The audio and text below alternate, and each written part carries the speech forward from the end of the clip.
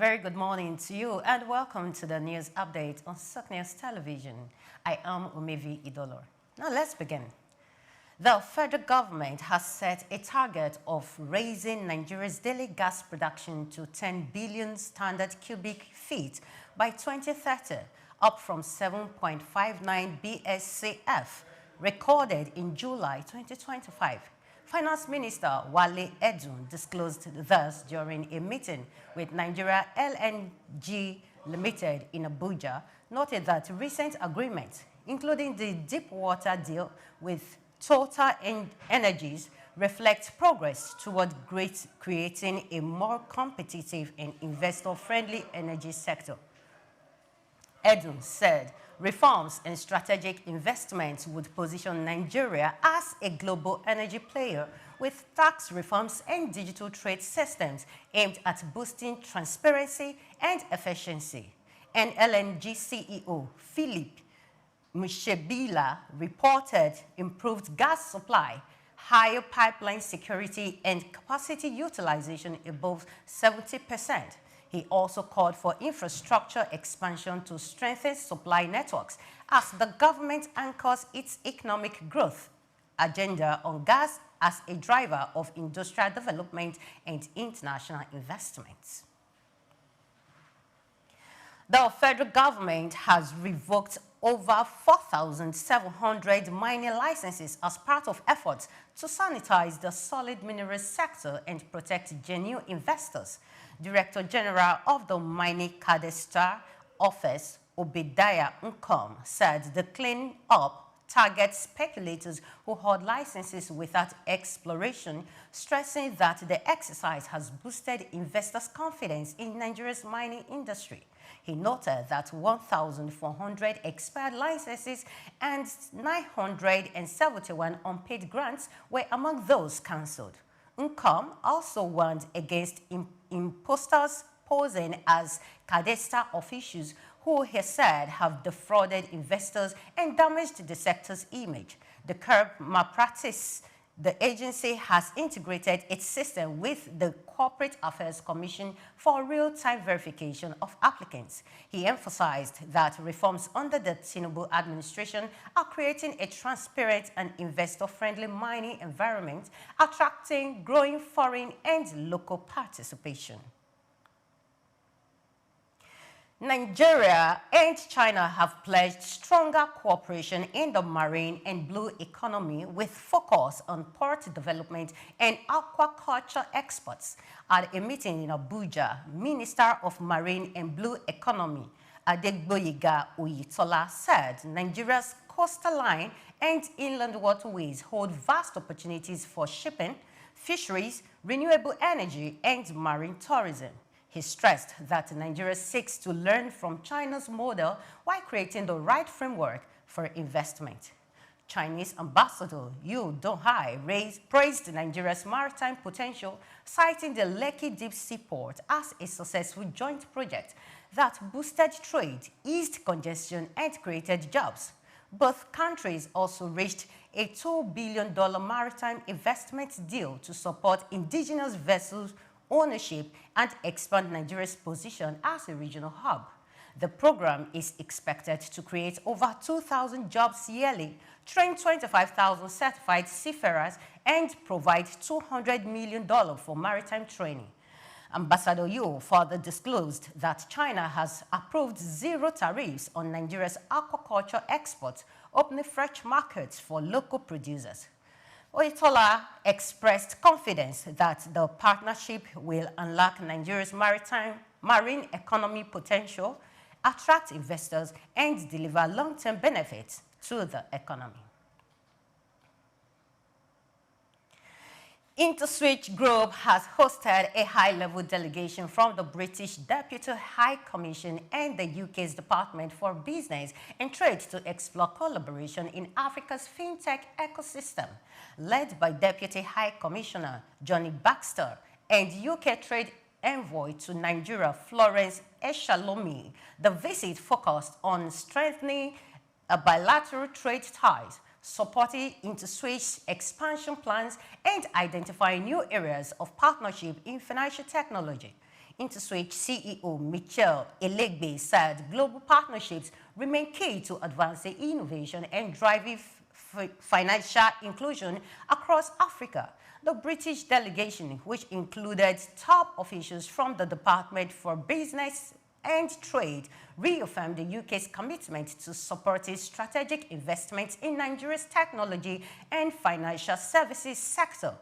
SOUQ executives emphasized that such collaborations would accelerate growth, expand market access, and deliver transformative payment solutions across the continent. The engagement signals growing UK interest in Africa's digital economy and highlights SOUQ's role as a central player in shaping the future of payments in the region. U.S. President Donald Trump says his administration will impose new tariffs on semiconductors to imports from companies not moving production to the United States. Speaking ahead of a dinner with major tech CEOs, Trump said the tariffs would be substantial but not too high, while exempting firms building or planning factories in the U.S. The policy reflects Trump's continued use of tariffs as leverage to pressure companies and trading partners, despite concerns about market volatility and strained global relations. Apple, which recently pledged $600 billion in U.S. investments, was cited by Trump as an example of compliance with his push to onshore production. Taiwanese giants TSMC and South Korea's Samsung and SK Hynix have also announced U.S. chip investments. Trump previously signaled tariffs of up to 100% on foreign-made semiconductors, a move facing legal challenges after lower courts invalidated several of his earlier levies. His administration has asked the Supreme Court to reinstate tariffs powers under a 1977 emergency law. Many thanks for watching. Do well to follow us on all our social media platforms at SOUQ News Television. I am Omevi Idolor. Coming up shortly is SOUQ Business Landscape. Stay with us.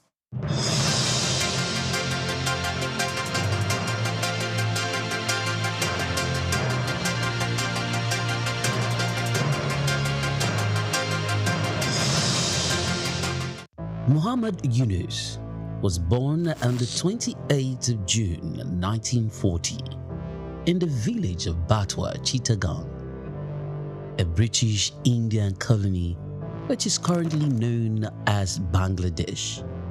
He attended Lama Bazar Primary and Secondary School in his village and passed the matriculation examination into Chittagong Collegiate School, where he ranked 16th out of 39,000 students. After his graduation in 1961, Yunus joined the Bureau of Economics as a research assistant and was later appointed lecturer of economics at the Chittagong College. During that time, he also set up a profitable packaging factory on the side. In 1965, he received a Fulbright scholarship to study in the United States, where he obtained his PhD in economics from the Vanderbilt University Graduate Program in Economic Development. Between 1969 and 1972, after his keen education excellence of apex heights and proportions in the United States, he returned home and was appointed professor of economics at the University of Chittagong. He was eventually appointed onto the board of directors to the United Nations Foundation, where he served for 33 years. When Bangladesh suffered a famine in 1974, Yunus felt he had to do something for the very poor. In his country, he founded the Grameen Bank. His motivation was to create economic and social development for the very poor, giving long-term loans to those who wanted to start small enterprises to pay back when they can. The aim to help was to get many of them out of poverty. For this, he was awarded the Nobel Peace Prize in 2006. Muhammad Yunus is a recipient of numerous international awards for his ideas and endeavors, including the Humanitarian Award in 1993, World Food Prize in 1994, Independence Day Award in 1987, Bangladesh's highest award, the King Hussein Humanitarian Leadership Award in 2000. He was also awarded the Volvo Environment Prize in 2003, Nikkei Asia Prize for Regional Growth in 2004, Franklin D. Roosevelt Freedom Award in 2006, as well as the SOUQ Peace Prize in the same year. All humans are born entrepreneurs, he would always fondly say. His heart showed through his everyday life.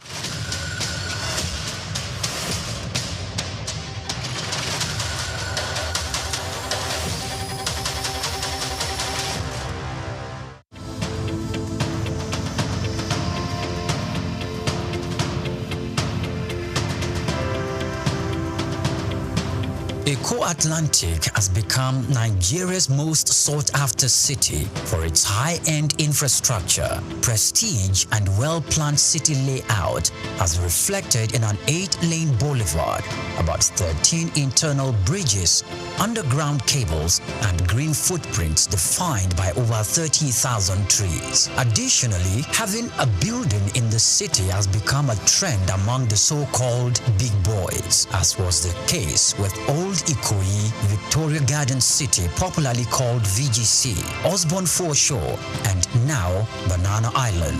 In this special report, Bayo Olaoye states that this talk of "I belong" and the prestige mentality has also spread to the big firms. Before now, Kingsway and Ozumba Mbadiwe used to say that Victoria Island were the go-to locations for high-rise office buildings. These locations are home to iconic developments such as Kingsway Towers, Heritage Palace, Fanfare Towers, the Wings and the Waves, among others, making them Nigeria's equivalent of Silicon Valley.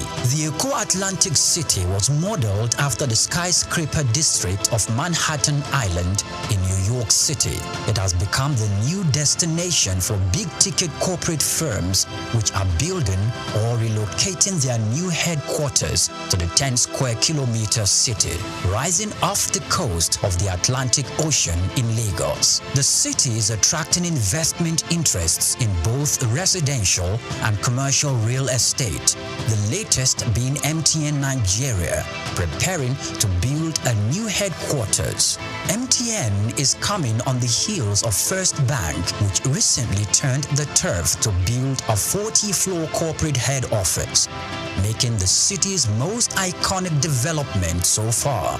Prior to this courageous and ambitious entry into Eko City by MTN, First Bank, Dangote Group, and the Embassy of the United States of America have taken positions there, developing a new head office and a diplomatic facility respectively. Much earlier, a co-development company had occupied the city as the developer of the Azuri Towers, offering both residential and commercial facilities for high clients and corporate bodies. Arkland Property Investment and Oak Homes are also in the city, developing A&A Towers simultaneously. These are the residential developments that will be standing on the 22nd floor and the 33rd floors respectively. Other developments are the Pan-African Towers by Periwinkle Residences, Eko Pearl with Champagne Tower and Eko Pearl Black Tower, Amni Towers and Ani International Petroleum Development Company, and Louisville Towers by Total Energy Staff Cooperative and Multipurpose Society.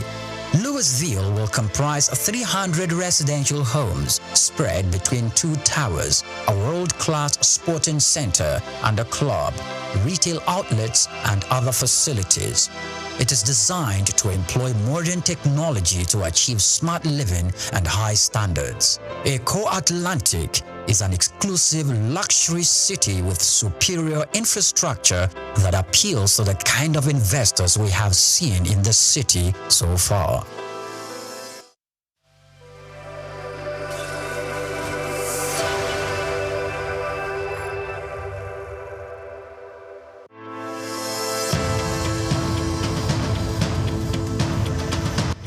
Interest in Nigeria's lithium reserves comes as countries worldwide scramble to secure supplies of the mineral which is essential for powering the green energy revolution. In this special report by Bayo Olaoye, the need to harness this resource for growth and development is examined with the evolution of electric vehicles and renewable energy storage systems. Lithium is a key component in the production of batteries for electric vehicles and renewable energy storage systems, and Nigeria is positioning itself to become a major player in the global lithium market. Nigeria's vast lithium reserves, valued over $34 billion, is no doubt attracting world attention, while lithium factories are springing up in different parts of Nigeria already. The attention of the international mining industry is also focused on lithium because it is critical raw material for the production of solar panels and electric vehicles. Analysts predict that global lithium market could grow robustly over the next decade, driven by the rapid adoption of electric vehicles and renewable energy technologies. Data from a Global Future Market Insight showed that the lithium mining industry has emerged as a cornerstone of the clean energy transition, driven by the skyrocketing demand for lithium-ion batteries. The surge in lithium demand is driven largely by the electric vehicles market, which accounted for over 70% of the global lithium consumption in 2024, according to an Iranian-based research firm.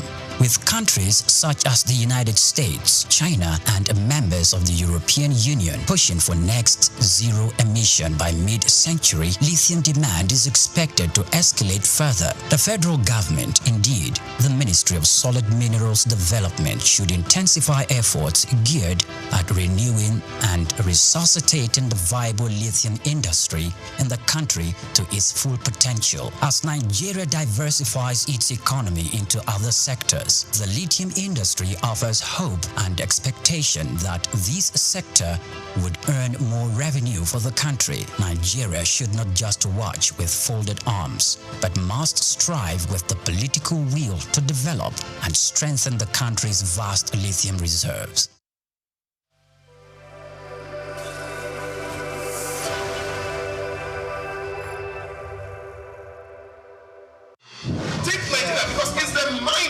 To first of all be rebranded. Tariff said he's going to be putting Nigerian labor, Nigeria content and materials first. If you say Nigeria first and it is just us down here that, are pushing that agenda, it's going to be a big struggle. Do you think Nigerian firms, Nigerian organizations should start looking at getting their staff involved in this market or buying to keep for their staff? Within this side, let's also learn citizen diplomacy. See something. This is SOUQ business landscape. Hello and welcome to your regular program. Welcome to SBL. This is where you should be this beautiful Friday morning. And to our Muslim brothers, we say thank you very much for being nice, being the very best side and version of you, and joining hands in growing this nation. Today, we will be talking about natural resources, going about and causing mayhem. We'll discuss this and more. Trump never leaves the news. We might get there. How is our economy doing? Are we on the path of righteousness? You heard that. It's a beautiful Friday, and we will get to talk a whole lot today. It's all about business. We ask ourselves many questions. We don't keep quiet about it. Is our development going the way our budget sounded at the beginning of the year? How is business, your personal business, and what is that is putting food on the table? This is SBL. No holds barred. We'll get to talk. My name is SOUQ, John Rogers SOUQ, and welcome to the Friday edition of SBL. I'm not alone on this table. I'm still flanked left, right with very beautiful and handsome men. Your Excellencies, please join me as I welcome on this beautiful today. I'm here to harass you today. Good morning. First of all, it's a Friday, and both of you decided to look like bankers instead of wearing our native attire. So I am here to harass both of you. You're both looking so handsome. Oh my God. But I will still harass you anyway. Good morning, Nigeria. Good morning, Africa, and welcome to the Friday edition of SBL. We'll have a good time. Yes. Okay. The fair one. Good morning to you, Lagos. Good morning, Nigeria. Good morning, world. Hello, Chooks. Swift. Okay. Why are you so swift to harass us? Okay, we apologize in advance. We do. We'll go on a very short break, and when we return, we'll hit you with the first story. Don't go anywhere. Take Nigeria because it's the mind that needs to first of all be rebranded. He said he's going to be putting Nigerian labor, Nigeria content and materials first. If you say Nigeria first and it is just us down here that, are pushing that agenda, it's going to be a big struggle. Do you think Nigerian firms, Nigerian organizations should start looking at getting their staff involved in this market or buying to keep for their staff? Within this side, let's also learn citizen diplomacy. See something. This is SOUQ business landscape. You're welcome back. Now to the first one. The federal government has revoked over 4,700 mining licenses as part of efforts to sanitize the solid mineral sector and protect genuine investors. Director General of the Mining Cadastral Office, Obadiah Nkom, said the cleanup targets speculators who hoard licenses without exploration, stressing that the exercise has boosted investor confidence in Nigeria's mining industry. He noted that 1,400 expired licenses and 971 unpaid grants were among those cancelled. Nkom also warned against imposters posing as cadastral officers, who he said have defrauded, take note of that, seriously defrauded investors and damaged the sector's image to curb malpractice. The agency has integrated its system with Corporate Affairs Commission for real-time verification of applicants.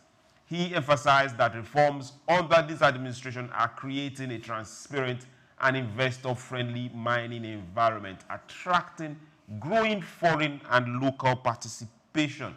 Now, this is one particular sector that every one of us need to search our lights, turn them on, and talk, and look at the things coming out from there. Now, why will I say that? It affects the poorest of the poor in those regions, be it their activities, be it them getting involved in the mining, be it them being used as labor in that particular mining, be it lithium, which is the cash cow right now, be it lime, be it gold, be it all of them. With the issues that also come with it, the pollutions, the human angle to it, the exploration and the exploitation. Now let's get to what is coming from the ministry. First, fraudsters in trying to pass as officers and officials of the ministry, going around and telling people that, hey, we have license to sell to you. Or come and I'm a speculator here. At the end of the day, you're defrauded. Okay, so there's something that's going on, and they've talked about the fact that the minister has talked about the fact that they now have verification offices that are going to be linking NINs with CAC, so your registration now comes with, you can't just register because there have been a lot of fraudulent registrations. I remember years ago, a friend of mine that lived in the north was telling me that, so there was this Niger Delta, the south is going to leave the north, what do the north really have? And he was telling me that the north is the richest region in Nigeria. And I was like, what do you people really have? And he was like, we have gold, we have mineral resources, we have this. And it looked like a myth for years. At least, thank God, with the help of the internet and all that is coming to pass. There was something you said about the fact they are being affected. People do not say stories of when illegal mining sites collapse. And they do collapse a lot. Now, you have people that, the society, because over there, they tell you that the value of life is not as, as treasured as in the south region. Who said? Now, there are simpler people. There are people that tend to bury 24 hours. Does that affect? It affects. So in the south, when a mining site collapses and bodies are brought, family takes bodies to the mortuary, so there's proof. Those bodies can stay there for a month, then they prepare for a burial. Okay, now, let's dwell on this. We are dwelling on this. Okay. So when these mining sites collapse over there, you have 24 hours to bury your bodies. So it means that by the time regular authorities from Abuja or wherever comes, bodies are already buried. The ones that were even got out from the illegal mining. So illegal mining has been going on in the north for a long time. Let's not talk about the fact that Don't you think for that particular consequence, more of poverty, nobody talks for the poor man?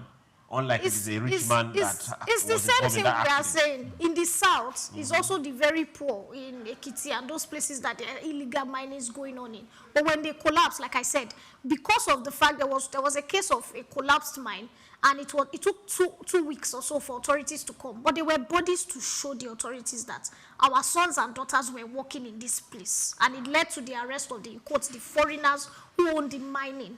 But over there, like I said, 24 hours, because I listened to someone's analysis. And so by the time you come from Abuja, maybe it takes you a week to come, the relevant parties come. The bodies have already been buried. And how do you prove that they came from that mine? You can't. So let's put that aside. So, like I said, communities... Body of proof is not just life body or death. No, sometimes they ask for these things. So, yes, you shouldn't be buried. So let's push that aside, because anybody can now prove that they were not buried there and money can change hands. But let's not go there. Let's talk about the fact that right now, miners are now being registered legally. Okay. Which is key. You are now being registered the way you register for your banking, for your companies. Your CSC must be linked to your NIN. So the point that you can just collect a license that was speculated, because I don't have proof going on before, that you can collect a license and sell to Priye or give to me or just leave the license lying there. Then a foreigner comes in and you give it to that foreigner to be doing whatever the foreigner is doing and claiming that you are not doing anything with the license yet, you are still trying to raise capital. That is now going to be on a big check, because when it's linked to you, if anybody is caught at a certain site mining with your papers, automatically you can come and be picked up, which was not happening in those days because people were transferring a lot. So that's the first step. The next step I'm going to ask for is we need to start to see not this mini revenue we are seeing. We have countries like South Africa, Lesotho, that their economy rests on products for mining. That is what moves their GDP. We need to see mining products from here go. We have gold in this country. Gold is the new cash cow. We need to see products from the north for mining boost the GDP so much that it should even supersede the oil revenue. It should supersede every other thing we are doing. So I think it's not just coming out with these laws. What's the implementation purpose, like we always ask? What are the implementation plans? Good one now. They are now registered. They have revoked some things. But what is the next plan? That's my question. Okay, what is the next plan? Looking at the numbers of the licenses that were given, well over 4,000 something licenses for mining. Okay, that were revoked. They were revoked, 4,000, over 4,000. Does that not call to question and ask us, are we really serious about this? Are we looking at major mining or just artisanal mining? Okay, first of all, 4,709. I think from that 4,709, you have 1,200 expired licenses. Mm-hmm. Then we have 971 grants. And those are refused to pay. But the word, I'm surprised, the word grants, I don't think, are you supposed to pay back on grants given? Anyway, maybe for equipment is to propel people that are going into the mining industry. So you give them grant, like loans, like agricultural grants. But the word give somebody grants to go and make money. Yes, because you are supposed to build a mine. If you are building a grill mine, it takes time. Why do they have to pay back for grants? Maybe that's the conversation for another day. Because the word grants sounds like you're going to pay. So I will consider it dead, since the mining cadastral office has been given more than it gave like 971 notifications for them to come pay. And he said the DG Obadiah says they didn't. So imagine what they did. So, SOUQs, my interest, what caught my attention is that the DG is saying the revocation of the licenses and every other activity that we're doing at this moment is not a punitive measure. We are sanitizing the system. And if they are sanitizing the system, the fact that your license had expired, they are going to revoke it and take it. Except probably you've been active. You didn't just hold it and hoard it and use it as a collateral to go obtain loan from the bank. And the bank will be looking like, if you default, we've got a mining license. We are going to make money. The bank is looking at that. So they are going to withdraw it from you. Since we gave it to you, you held it back. Sanitizing the system will also mean, SOUQs, that they were just holding it. They were not exploring it. They were not mining. So we are losing revenue. So if we are revoking it, we are going to reissue that license to others who are ready to mine, who are ready to explore. And when they do that, it's going to bring in more employment. I know you are even more concerned about that part of employment where the natives or the people who are indigenous people are around. But if we give more employment, we are talking about more productivity. And if we give more productivity in this aspect, let's just assume that they are moving from the hands of one domestic miner who refused to use his license to another domestic miner who is going to use it and who is going to actually process some of these raw materials that we are going to be excavating or extracting from the ground. And that in itself is going to improve domestic participation, where we are not giving it to foreigners. The other part that we should look at is the percentage of value addition that the policy that the government is pushing.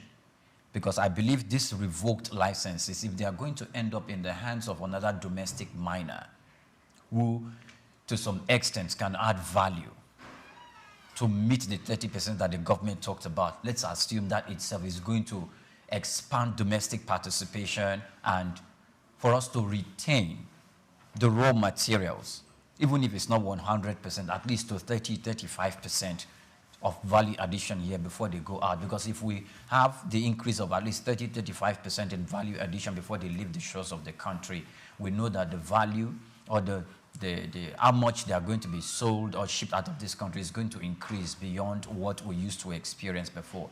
Another thing that we should continue to look at is this. Bringing sanitation or sanitizing this system locally, it's almost the same thing that the government seems to be doing in the oil sector. But in this aspect, the cadastral office is going to be liaising with the CAC. I'm trying to get their full name. Corporate Affairs Commission? Corporate Affairs Commission. Because the DG is saying that in order for us to prevent speculators or imposters from duping or committing fraud, potential investors coming in. And when they do that, potential investors are going to lose investment confidence in the system when they go through the hands of these duple people. If that is the case, let us make sure that the certificate you are obtaining from the cadastral office is also being verified with the ones that you get. That means you're going to go through two institutions. The cadastral office. You can just go through the office. The office will do the office can do the registration with CAC. With CAC. Or CAC forwards the company papers through the office that you register. You don't need to go both. That actually authenticates your registration. What about the human beings that go about defrauding? We need to know who is from those this are the speculators office. that exactly is from this office. It's from this office. Then the offices must be told that, look, you will need to really identify those. Whoever is on the field, we need to know. They need to be identified, and your offices. Okay. So that the system needs to be also be digitized, because the Director General also spoke of digitizing the system so that they are able to put a finger on the activities of the companies that have been registered, and those who go about impersonating other companies that have been registered can easily be identified and fished out of the system. Okay, I need you to lay your voice on this. Now, we are looking at 4,700 licenses that are being called off. Are these numbers not too much? These are, hold on, these are licenses that, as we speak right now, they say, no, put a stop on this. Yes. Now, that means there are other licenses that are more than this number that has been called off. Don't we have too much licenses out there for mining? Of course, it's obvious that we do up too many licenses out there for good. But the other good thing is that the system is being sanitized. And I think that's even one of the reasons. Now, if we have small chunk of people, individuals, one person, two people, just out there with shovel, gravel, and a basin, and digging, they have a license. And they have a license. How is that going to affect the total economy when we need bigger establishment to be able to do what other countries are doing? Because at this scale, it's not going to trickle as fast as much as we want for the economy. Okay.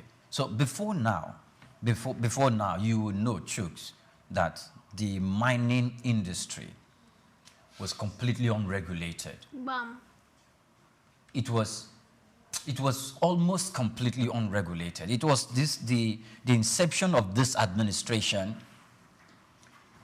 appointed Dele Alake to man that sector, to man that industry. And that is when we started seeing some form of regulation and regulatory activities coming into place. And though I can say the way we have moved from where we were when Dele Alake took over about 2 years ago to now, it's been laudable, but it's slow. It's slow in the sense that this should have happened like 1 year ago. This specific example. But however, they've made some form of progress, no matter how marginal. Then, the government will need to put its feet on ground. I wanted to say boots. If necessary, we need to do that because we are losing a lot. And including, Chooks, we are focusing on domestic participation.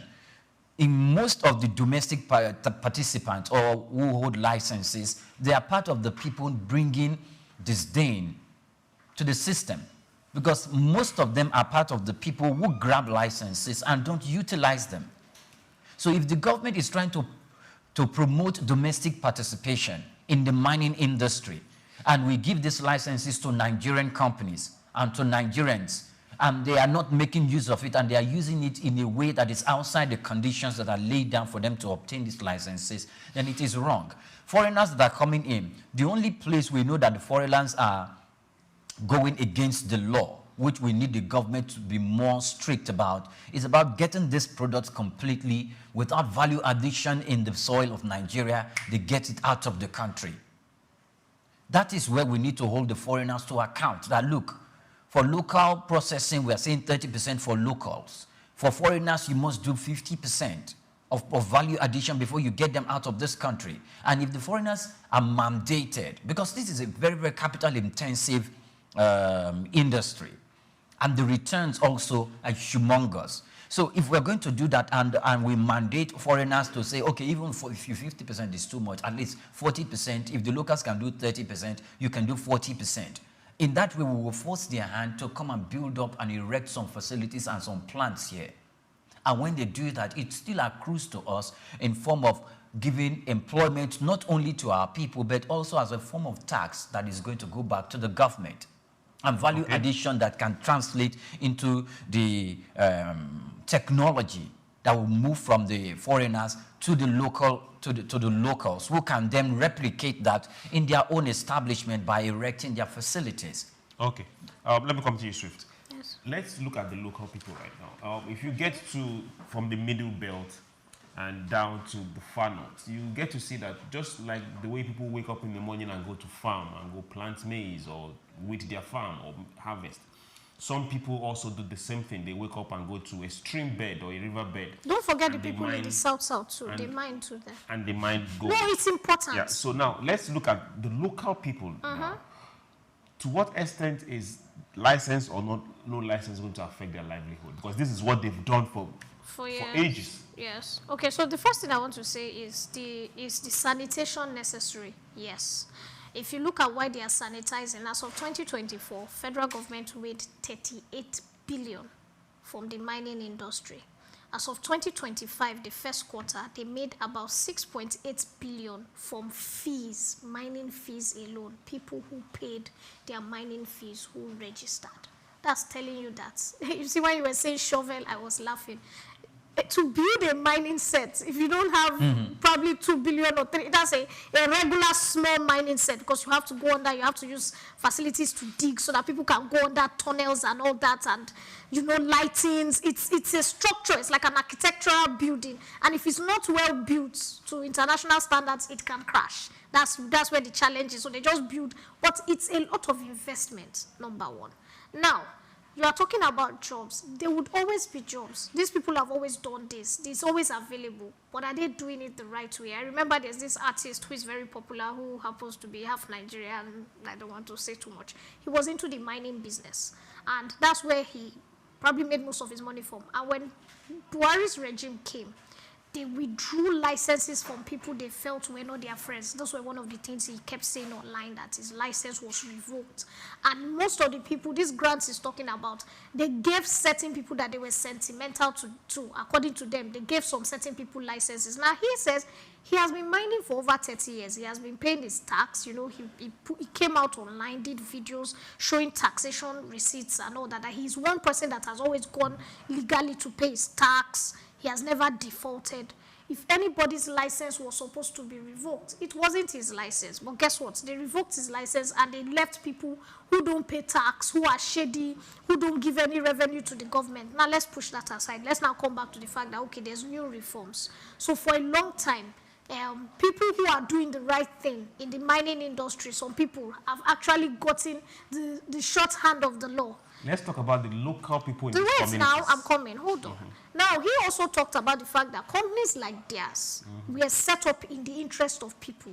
He talked about the fact that they built some schools, that they were working like oil and gas company, the real company. They built some schools for communities. You know, they tried educating these people.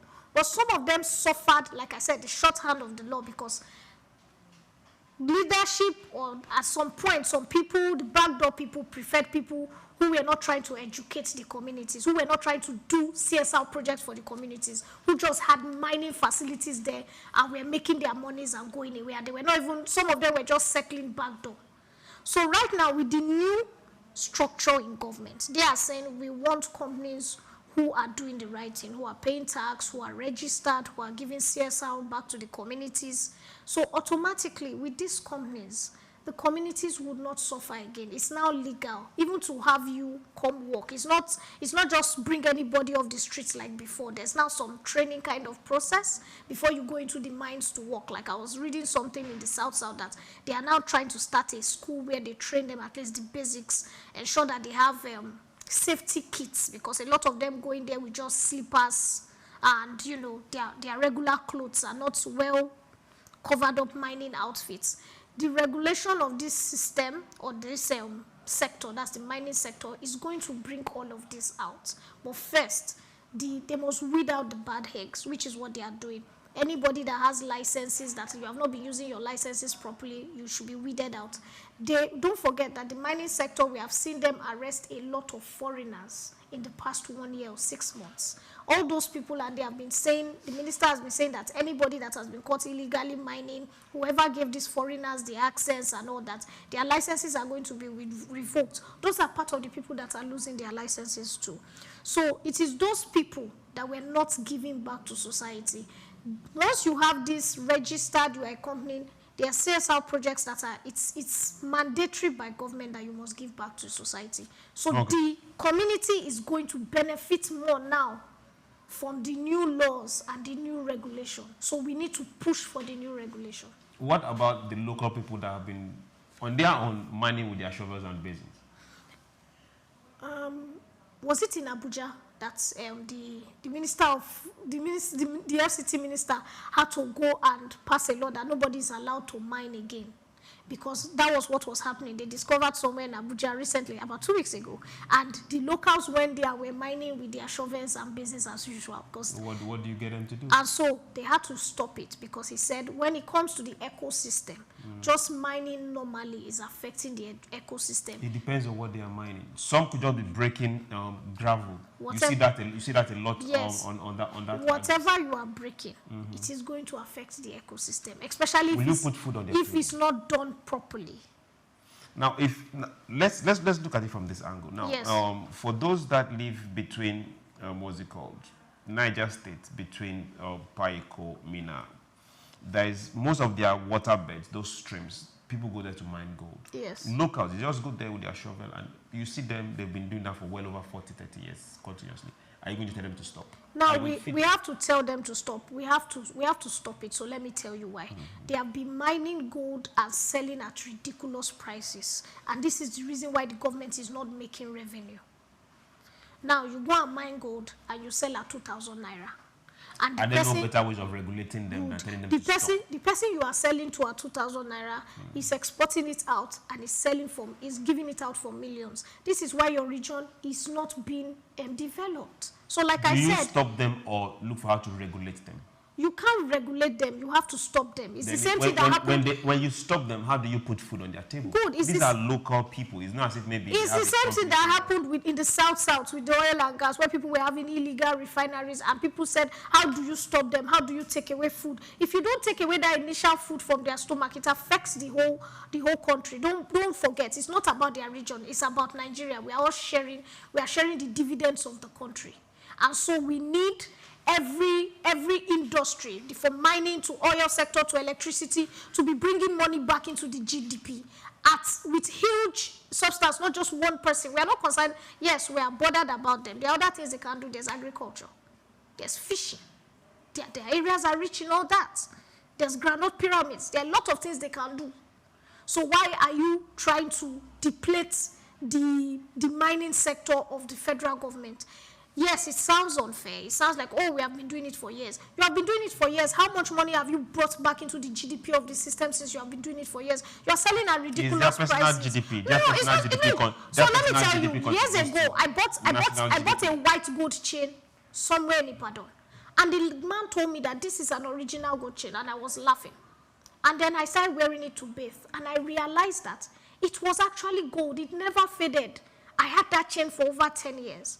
It's from illegal mining. I bought it less than 1,000 naira. Okay. That chain in the Dubai market, you cannot buy it less than 300,000 naira. It's government responsibility for regulation. Hold on. Even as individuals, it also comes to educating them. We need to also educate our people, like share butter, to understand and look.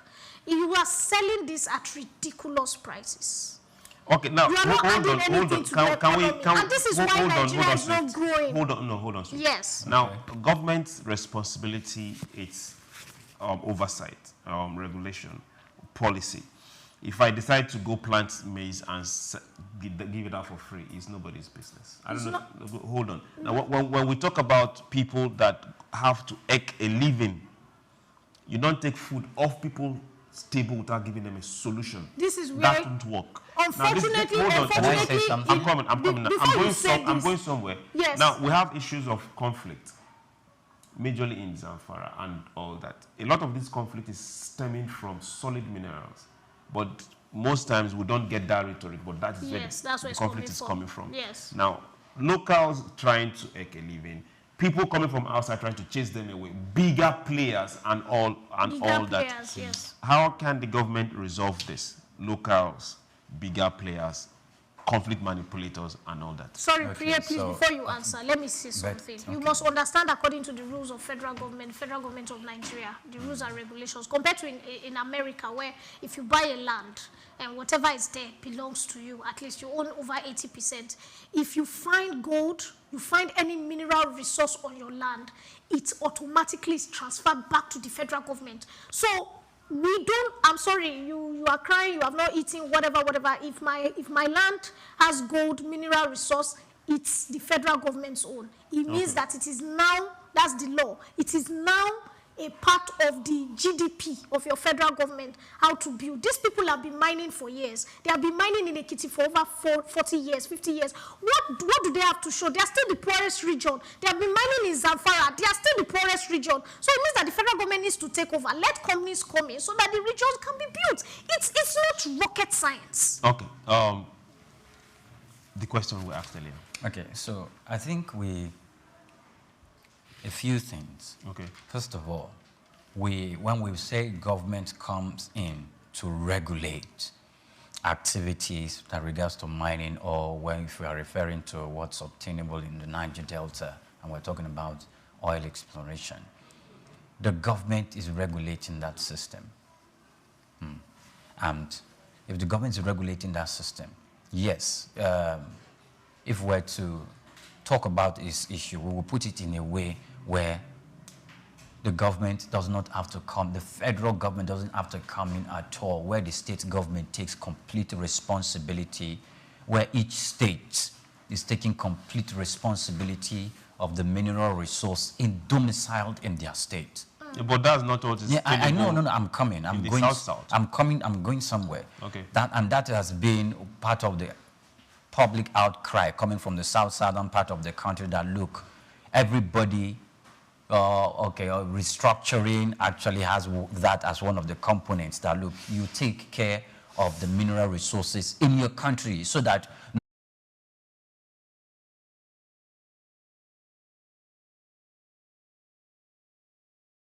And gas sector, it's also reflecting in which of the states and regions of this country you will see ports. Because we have ports in River State, we have ports in Delta State, we have ports in some of the states in the southeast. But are they open for business, and are they functional and activity? And do we have activities there, or a beehive of activities there the way we have in Lagos? We answer ourselves no. We should answer no. And the people in authority knows exactly what I'm talking about. So let's come back here.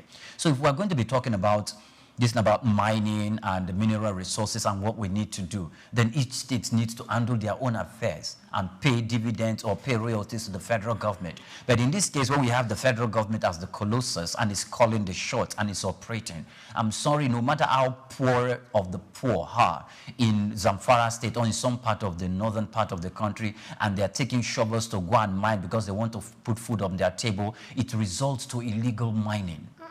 If you do not have a license, if you are not an established company, and you do not fulfill all the conditions that is required for you to fulfill, you are an illegal miner. In fact, being an illegal miner, you having a license to mine, you can commit the infraction of an illegal miner, because your license actually tells you what to mine, yes, and in what area. So if people are impersonating, they are going into the system, they are bribing officials of the cadastral office and the CAC to get licenses that will take them to a specific location to go and mine specific minerals, because those are the things that localities.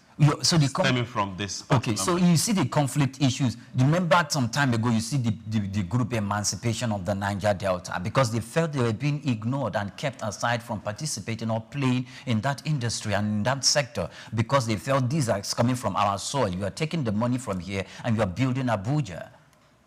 So we need to talk. We need to talk about this. So they came out with that group and they disturbed the country. And Obasanjo, in his wisdom, came out and said, you know what? We are going to make sure that the protection of the pipelines in your region that ferries the fuel or the crude to the refineries and to some other strategic places. We are going to make sure we have people from your communities who are going to give the contract to become security officials to protect it. In that way, indirectly, you are also getting from it. Yes. And that we can see where that has led us. Has that completely solved the Niger Delta problem? No, because they are not equally playing centrally when it comes to oil and oil exploration over there. So the same thing, if we are going to bring in the people of the north to also be part of the system, they also need to go through the system. The Niger Deltas have not been completely brought into the system, because the people who are doing the cooking of gas and they are tagging as illegal refiners, they've gone an extent where they have developed local technology to refine the crude that is being got from that region and to sell. And mind you, Mr. Chooks, I know we had this argument some time ago with Doc. They have not, since they've been doing that, that means we have crude, you have some petrol and some other extractions filling the market. But we've not had, what's this fuel? Diesel? Diesel, but the one that is not adulterated. Like we imported, that we have a very big multinational imported into the company into the country the other day, and it is fuel that was damaging people's car. It was people's cars, and it was a national disaster. Yes. The people who were doing the local cooking in the Niger Delta, did they bring out a bad fuel to sell to Nigerians? It's a rhetoric. Oh, hold on. At what point now are you? It's a rhetoric. Okay, so if you are going to, no, I'm not justifying it, because if they are illegal, if they are not registered as a company that has the license to carry out those activities, they are equally doing the wrong thing. Yes. And we must clarify that. So in the north, I think we need to tell them that, look, if you cannot obtain the license because you feel it's big, you have many small miners, come together, form a company, pay the license for the fee. We'll give you the license to mine some of the things that you need to mine, that your license can afford you to mine here. In other words, we are opening up for small miners, artisanal miners like you, to also come play in the system. So you don't need to go through the back door to carry out mining activities. So the government, in making such policies like this, will also need to put into consideration that, look, we are getting we are getting these goods from the community.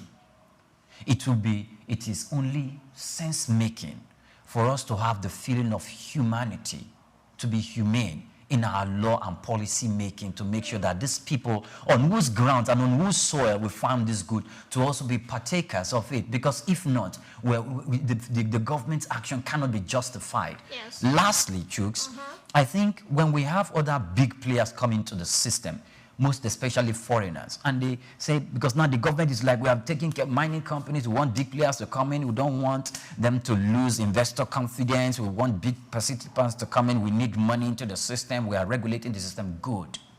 When these players come in, they employ the locals to go beneath, underground, some feet deep, to go and mine. There's accident, like she said in the first instance she was talking about it, and they die. Do we have insurance for these people? How much are they being paid? So while the government is making laws for us to regulate the system, we also need to make sure that the laws get to these areas whereby when the locals who cannot afford to set up a company goes to work in a Chinese mining firm and they're down there mining, their lives are assured. Yes. I mean, in fact, there's insurance. Their remuneration must be at a peak and what is obtainable if you're doing mining in China. Yes. If you're doing mining in the United States. Okay, these are a whole lot of questions that beg for answers. But Chooks, before you run to the next topic, there was something that was raised and it started to come before this administration started, and this is one of the things that is propelling this restructuring. People have said, you keep arresting people in the Niger Delta for illegally, trying to bring out petroleum products or whatever. But in the north, how many indigenes? We see you arrest foreigners. How many indigenes are being arrested? Like you said, people take their buckets. It is high time the government, the same way you clamp down on people in the Niger Delta, because they are both our resource production. What is coming from mining can literally feed this nation if it's done right. That's the truth. That's why they keep telling you that Nigeria is sitting on a gold mine or a diamond mine that we don't even know about. This is what South Africa is using to remain South Africa, Lesotho and co. What is coming from the mining sector alone is enough. So right now, federal government needs to start arresting the local foreigners. I'm sorry, yes, it's sentimental. They have done this all their life. The locals that go and, mine, they have done this all their life. Because what are they doing? They are mining and they are selling to Chad and other places who move our gold, who move our mineral resource, bitumen and all that. You move it to other countries at ridiculous prices. So you are sabotaging the system. And do not forget, their region still remains the most underdeveloped. Okay. And unfortunately, when the federal government was passing the law of derivation, it was their region that still kicked against it. Hold on, sweet. It's depressing. Please, calm down. Yes. Breathe. The region is developed or not developed, not because they are mining. It's because the government and the state governors and their local government have refused to do what they're supposed to do. Even their citizens are sabotaging themselves. Okay. Now, let's get to our next story for today.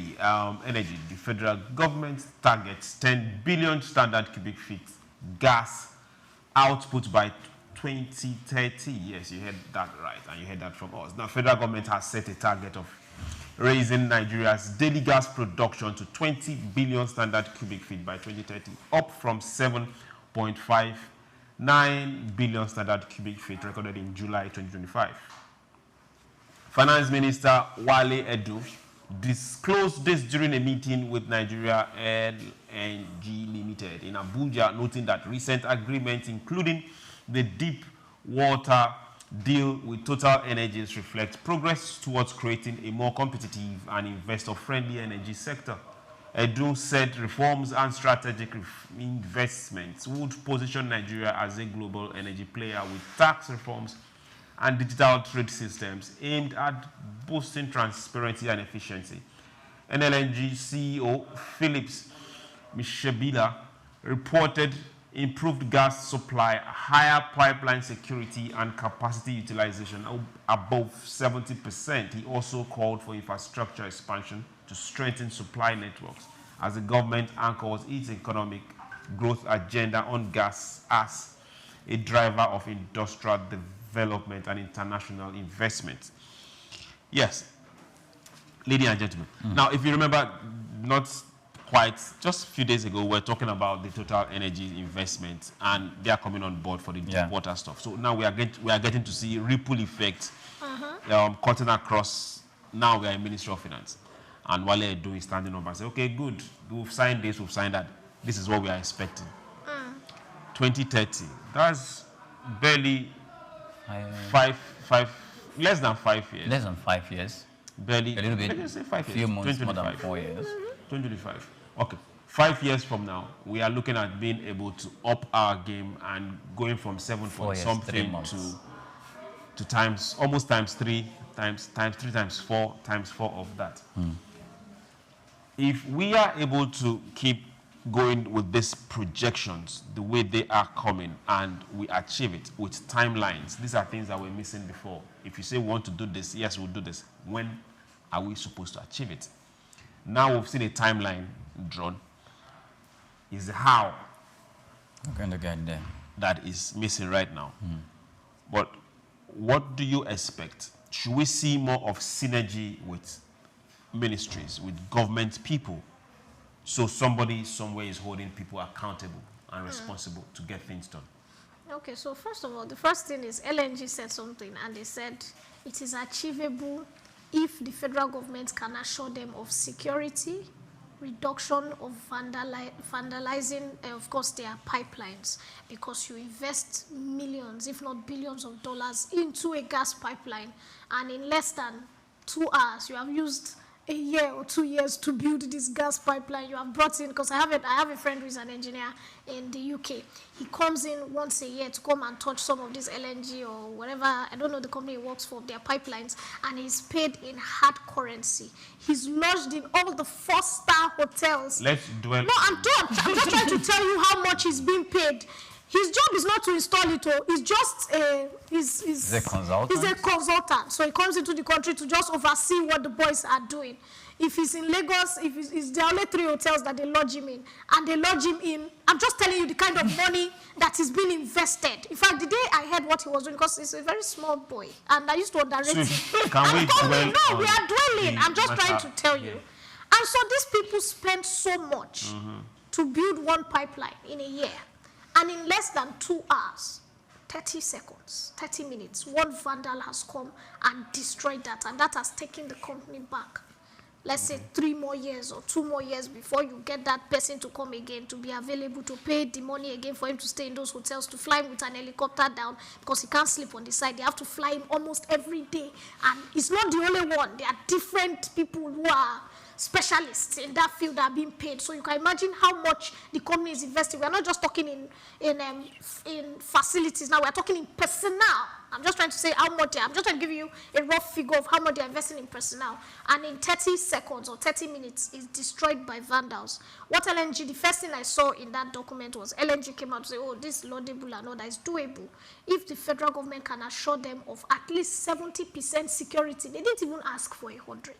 And so that tells us that the federal government, we need to raise money, because we are trying to build Nigeria.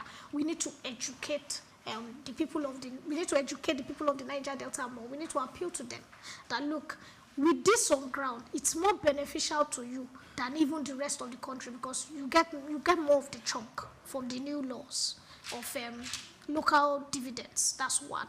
Two, it is important to ensure that there's security so that we can meet global standards, because every time that there's a destruction of a pipeline and all that, automatically the company is thinking of how to shortchange and just patch things together. So security is key, and that was the first thing they talked about: security, improvement of conditions. And the next thing is they talked about the fact that federal government also needs to come down on the rules of installation of pipelines and the bottleneck. So LNG was trying to say that sometimes even to install these facilities, they need to still go and apply a lot, settle a lot. This is another hard issue there. Now, if we keep dwelling on excuses, have you seen what their budget looks like? This is what we are saying. Yes. Before, to whom much is given, much is expected. You send a child to school.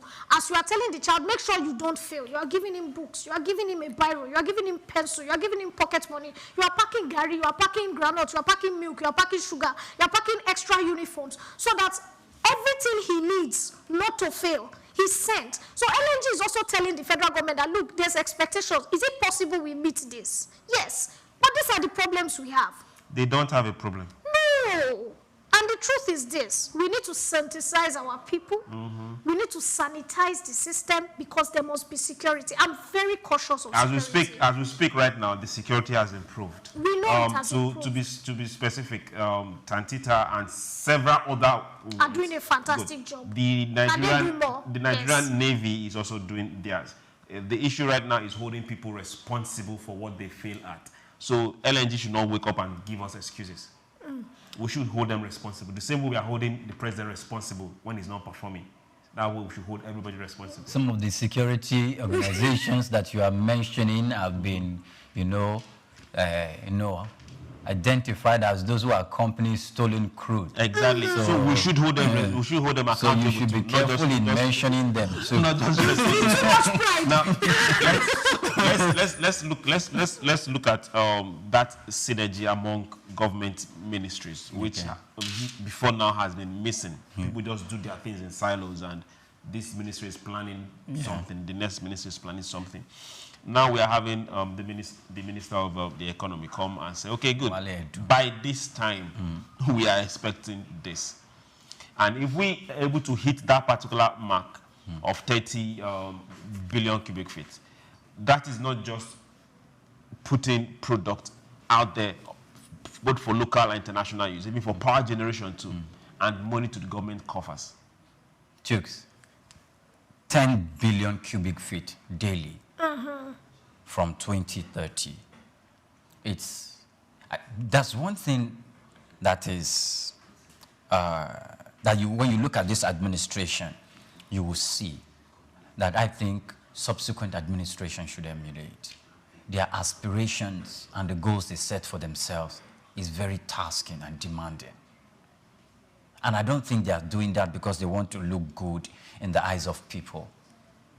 I think they're just trying to push, or probably I just feel the president just wants to be different from all those who had occupied public office since 1999. And I must commend that. So, SOUQs, are they trying to push, or we've just decided to live a mediocre life all these years? Okay, fine. No, we now finally have an economics who understands the importance of building an economy. We had people who just wanted everybody, to be happy. In previous governments, like President Goodluck Jonathan, he was trying to please everybody. Now we have a president and an administration who knows that, look, if we continue this way, the world has already told us that if Nigeria continues the way it was going previously, we will not just be bankrupt. What has happened in Venezuela, where their people are now coming, begging to come to Nigeria, who is one of the biggest suppliers of oil at a time in their life. They are now looking for where to be in as refugees. Hold on, the issue of Venezuela is not just Venezuela. We understand. It's the same thing. The same people that are criticizing them contributed to the country. We agree with you, but that's what the citizens helped. They say it's the rats inside the house that tell the rats outside where the bag of rice is, because those rats outside are going to take a while to find it. That bag of rice, you will tell us where it is before the show ends. Well, we are human beings and we are not rats.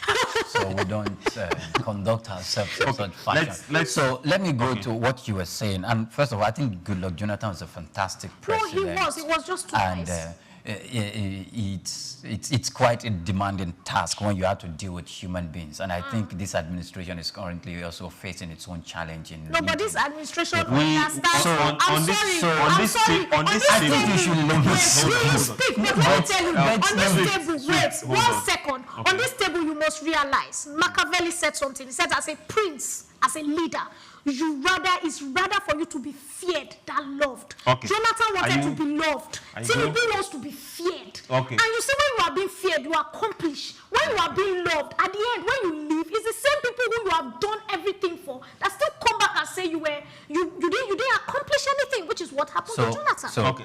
Tinubu, yes. Come back to you. Back on this same table, results will be what we will talk about. But you have seen the results. So we have not said we have not. Hello, hold on. 50 years ahead. Hello. At the end of the day, what is the money in the pockets of the citizens? These are what people will ask questions about, not what companies or conglomerates you group. Okay. Go ahead. If the objective of Mr. President Tinubu is to be feared, he will fail. He will fail. Okay, let's get back to LNG. So getting back to LNG, Wale Edun came out to say 10 billion standard cubic feet. I like his gumption. Why? Chooks, who are the people, who are those involved, who are the players? You have the federal government as a player, you have the NNPCL as a player, you have major international oil companies as players, then you have other stakeholders in the value chain of gas. Chooks, that should tell you that come 2030... Is 2030 not far? 2030, but who knows, we may be able to achieve that before 2030. It's not mean that, I don't think the Honorable Minister is saying that we are bound by this. It's a forecast, but we can do it before then if we have everything in place. And if you look at all these players that are involved, these are very big players. And we have the major international organizations, international oil companies that are involved. These are big players, and these are people who want to see investment in the oil and gas industry, most especially in gas. And do not forget, Chooks, that we have, as a country, we have a transition plan to energy security. Not only energy security, we also have a transition plan where we are looking at would have cut down substantially in our carbon emission as a country, for which the previous administration has given 2065. Okay, but let's hold on, Priye. Now, if Nigeria decides to go by the policies we've made well over 20, 30 years ago and cut down gas flaring by 20, 30 or 50%, we will hit this 10 billion cubic feet. But this 10 billion cubic feet, but you know that this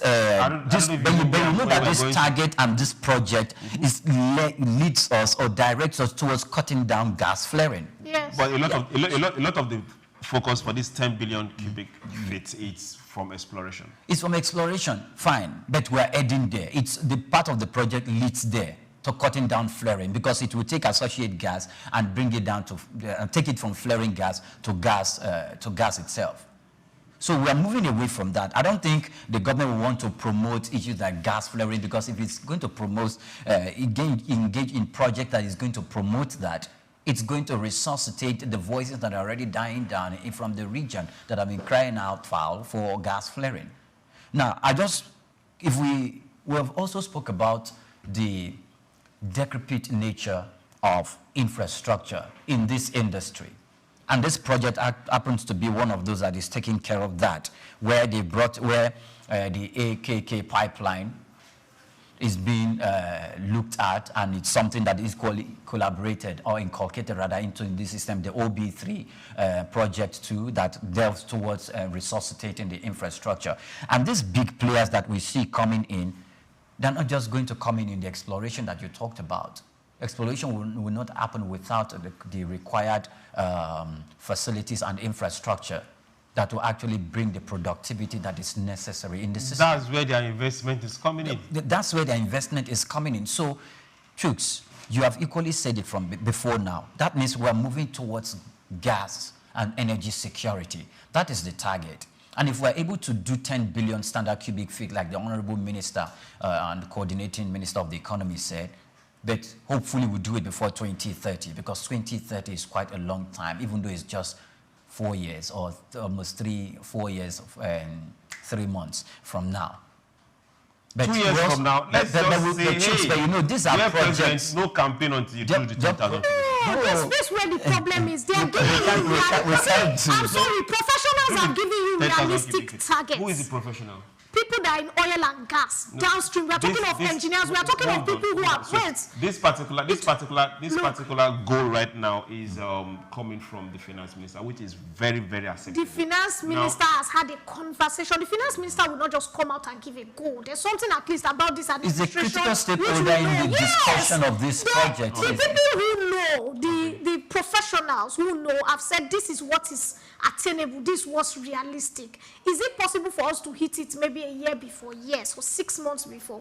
But we cannot give ourselves targets that make no sense. There was a time doctor was talking about the fact when during Jonathan's time they were talking about cassava and all that. And he said even his grandmother in the house said it makes no sense, because why? You didn't sit down with the stakeholders. You just sat down with some people who feel they know and say, yes, this is the next thing we are doing. Dear Swift. Yes, boss. You tell yourself you want to achieve something, then you go ahead and plan to achieve. No. Hold on. When it comes to things like oil and gas, oil flaring, it's not a personal achieving thing. We have shortchanged ourselves far too long to wait for foreigners or companies that are coming to invest here to tell us. Smile and smoke, that doesn't matter. To come and tell us what they can do or what they can't do. We tell them, well, this is what we want to achieve. Can you do it? If they can't do it, no problem. Next person. It's not favors. Right? Let's leave mediocrity behind. Okay, we'll go to our next story. But before we get there, we're going on a very short break. Let's catch our break. Remember, you can join this conversation. Just go to social media platforms, SOUQ News TV, and let's join this conversation. Don't stay silent. Take Nigeria because it's the mind that needs to first of all be rebranded. He said he's going to be putting Nigerian labor, Nigeria content and materials first. If you say Nigeria first and it is just us down here that, you know, are pushing that agenda, it's going to be a big struggle. Do you think Nigerian firms, Nigerian organizations should start looking at getting their staff involved in this market or buying to keep for their staff? Within this side, let's also learn citizen diplomacy. See something. This is SOUQ business landscape.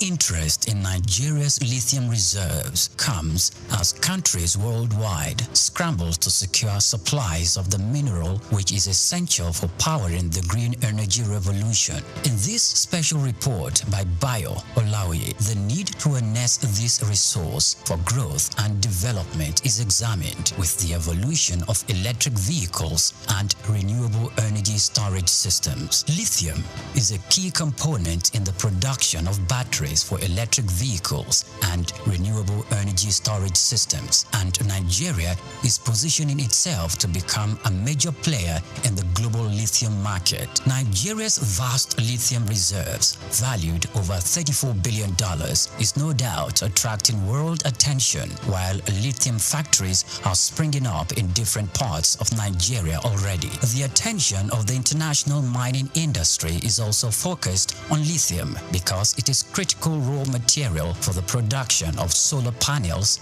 and electric vehicles. Analysts predict that global lithium market could grow robustly over the next decade, driven by the rapid adoption of electric vehicles and renewable energy technologies. Data from a Global Future Market Insight showed that the lithium mining industry has emerged as a cornerstone of the clean energy transition, driven by the sky skyrocketing demand for lithium-ion batteries. The surge in lithium demand is driven largely by the electric vehicles market, which accounted for over 70% of the global lithium consumption in 2024, according to an Iranian-based research firm.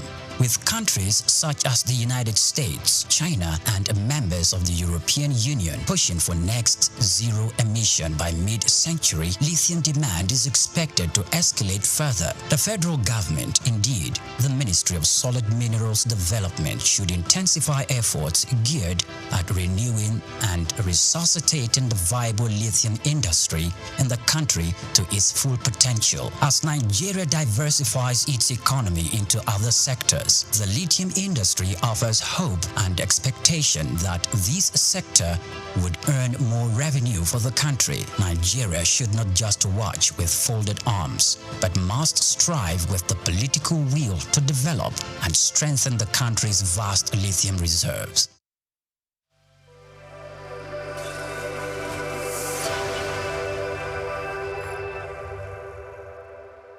For more than a century, Zambia has stood as a prominent figure in the mining sector, particularly renowned for its copper production, which remains a cornerstone of the nation's economy. Accounting for 3/4 of the country's export earnings, mining plays a pivotal role in Zambia's economic landscape. The focal point of this mining activity is the Copperbelt province, home to major copper mines like Lumwana and Konkola, alongside Sentinel in the northwestern province. These mines, operated by renowned international firms such as Barrick and Vendetta Resources, hold majority foreign ownership, with Zambia Consolidated Copper Mine Investment Holdings retaining minority stakes. Smaller mines in the Copperbelt region, backed by investors from countries like China, Brazil, and South Africa, contribute to Zambia's diversified mining landscape. However, the country's mining sector faces various challenges hindering the potential growth trajectory. Fiscal policies introduced by the government, including royalty increases, the taxation policies, have negatively impacted mining profitability.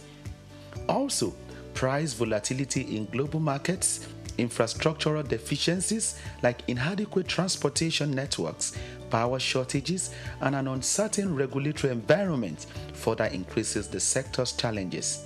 Moreover, labor disputes, safety concerns, and geopolitical risks stemming from political instability poses additional hurdles to Zambia's mining sector.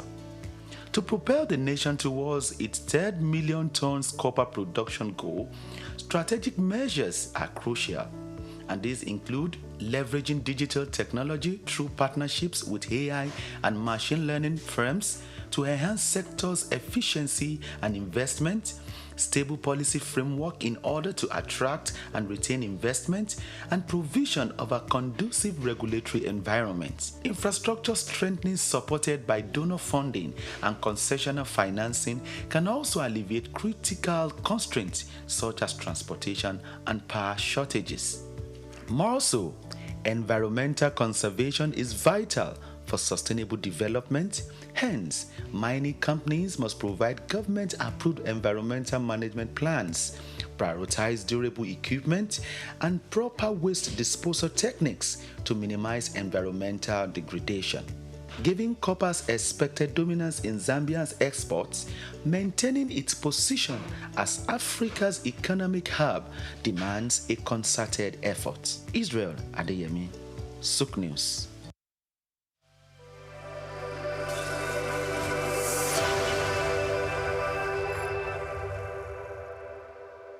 Augmented reality (AR) is a technology that merges computer-generated images with the user's real-world view, creating a composite experience. This interactive experience integrates various sensory modalities, such as things you can see, hear, and even feel, making the experience interactive and immersive. In recent years, the emergence of this transformative technology has seamlessly integrated digital and physical realms. This groundbreaking innovation relies on specialized hardware like smartphones and smart glasses equipped with cameras and sensors, AR software, and Apple's AR kit and Google's AR core. Then creates immersive experiences by overlaying virtual content onto the user real-world environment. AR software such as Apple's AR kit and Google's AR core then creates immersive experiences. Take Nigeria because it's the mind that needs to first of all be rebranded. Tariffs said it's going to be putting Nigerian labor, Nigeria content and materials first. If you say Nigeria first and it is just us down here that, are pushing that agenda, it's going to be a big struggle. Do you think Nigerian firms, Nigerian organizations should start looking at getting their staff involved in this market or buying to keep for their staff? Within this side, let's also learn citizen diplomacy. See something. This is SOUQ business landscape.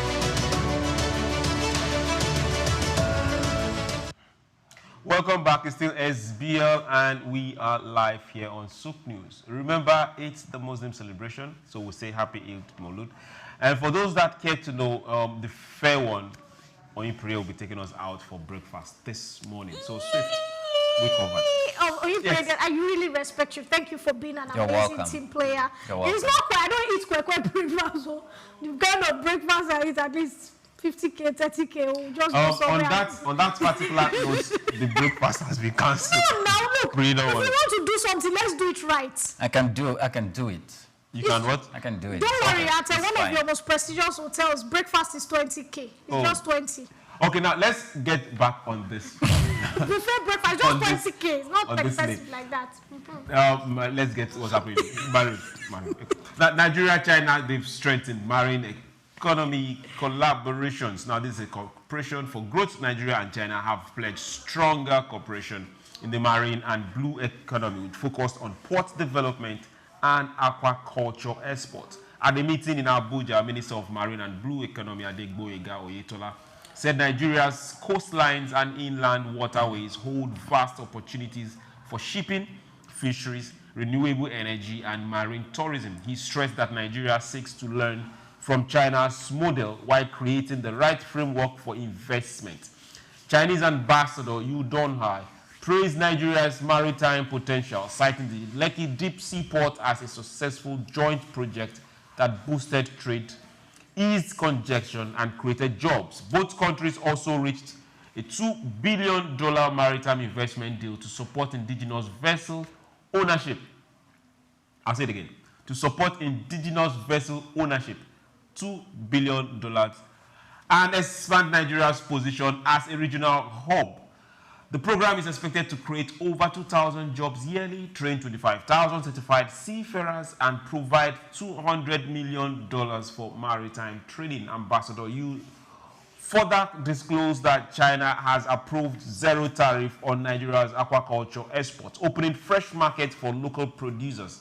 Oyetola expressed confidence that the partnership will unlock Nigeria's marine economy potential, attract investors, and deliver long-term benefits to the economy. Now, this is the beautiful side I like when you are a beautiful girl. Let's put some context to this. When you happen to be a very beautiful girl, you're fair, and you have some very good character, you will have a whole lot of suitors. Now, what now matters is if you have brain up here to know that it's not just about having suitors or having handsome men coming around, but knowing what exactly do you want to do with your life. And the suitors are just there to help you. Why are you looking straight when you're having these conversations? I don't understand. Now, I am talking about this because as we speak right now, mark our words on this table. After what China have done, give it a matter of days or week, we'll have some other people from Europe or the US try, come, and replicate this same thing. Because everybody is trying to get our attention. I didn't know Chooks would become a marriage counselor. Let's expunge on this. Some days ago, China, if you remember, gave $1 billion to flood victims. $1 million. $1 million to flood victims. What happened days after? $35 million came from United States to support Nigeria's people who have been displaced by virtue of communal crisis. No, but the United States has always done this. So we're not saying they China have has done zero tariffs. Now, You know, Trump is not going down on his tariffs. Now let's get this. Business is about opportunities. Now, are you ready for this opportunity? Let's talk about what's happening with the Chinese and the Nigerian Blue Economy Ministry headed by Oyetola and the opportunities that are there. We as a people that happen to be the bride, are we seeing this opportunity? Are we open to play in these waters? I love the part of the 2 billion for vessel ownership. Domestic vessel. I love that part. Remember, we've talked about that several times on this. Yes, we did. Dear Swift, lend your voice to this. Okay, so the first, I'm not even crazy about the 2 billion ownership. I'm more interested in, because like, you know, we always talk about the common man on the street. And the 2 billion ownership is for the big boys. It's for people that are already understand the shipping industry, have already started something. The guy with a small canoe in Makoko is not affected. How does the guy in a small canoe in Makoko, the guy from Delta States, the guy from Okiri, you know, Edo, all those places, how do they get affected by this? It's the job creation. Now, they have talked about a training of over 2,000 people every year. Seafarers. That's critical. Because is major. Because and that's, you can export them. That's what we're saying. That's how the layman first gets. And once the layman is getting those jobs, I remember when I was growing up, my father's relatives will come from Lagos to Warri to PTI to come write exams once they are done with the university or their 300 level. Because if you didn't write your exams in PTI, you were not going to get a job in an oil producing company. It was a standard, and they would leave, they would come to Warri. They were always in our house because we were living in Warri, so they would come and stay. I'm seeing the same thing happening. Because from these trainings, people will come from the north, the south, the east. We saw how there was a viral video of Dangote refinery when we saw over 1,000 or 2,000 youths just sitting in front saying they are waiting for a job, because they know that once the seaport opens, there are jobs. Even if you are not experienced, you can carry something, you can move something. Now, we are not just moving something, we are talking about trainings. These trainings will mean they will be paid. The trainings mean, especially when you learn handwork, when you are trained, it means, like you said, we can even export this, because they are not just looking at one-time training, which has been the mistake we have always been making in previous administrations. Just say, well, there's a one-time training of 2,000. You see so many youths fighting, and they pick some who come in through the back door who don't learn. It's going to be real current. It's a beautiful thing from China. I want to say thank you to the Chinese government. Mm-hmm. If they have not done anything, if this kicks off, at least I know that 2,000 young people don't have the privilege of going to the university. I know a lot of university graduates too will join them, but this is supposed to be aimed at artisans, people who don't have that, you know, that privilege, that back power to afford a university education or even a secondary school education. They can quickly learn something and be able to stand on their feet. So if they didn't do anything at all, this one, I'm fine with it. Okay. Priye, now let's talk as journalists. The president went to Brazil some weeks back, then went to China. Very brief stop. Went to China earlier on. The first time he went, the last China he visited, the two last Chinas he visited before this last time, we came back and the red line is being constructed. Now we have gone to China again, and we'll get to see this unfolding at this pace. Do you think you should go back to China tomorrow? Okay, so if you notice, yes, the Chinese ambassador to Nigeria, Yu Donghai, has been featuring on the news for the past 3 weeks. And it's not a mistake. If after then, deductively from Mr. President's visit to Brazil, you see the Brazilian ambassador to Nigeria, featured, Mr. Gabriel something, featured in the news for quite a while. And that is, it's strategic because of the economic alliances that were being formed, or consolidated, where both countries are looking at the economic potential of each other, and we're trying to explore those possibilities. Whether in agriculture, you've seen us do that with Brazil. Yes. Then now with China. First of all, China had to wet the ground by giving us a pittance. I'm sorry, I had to use that word. $1 million.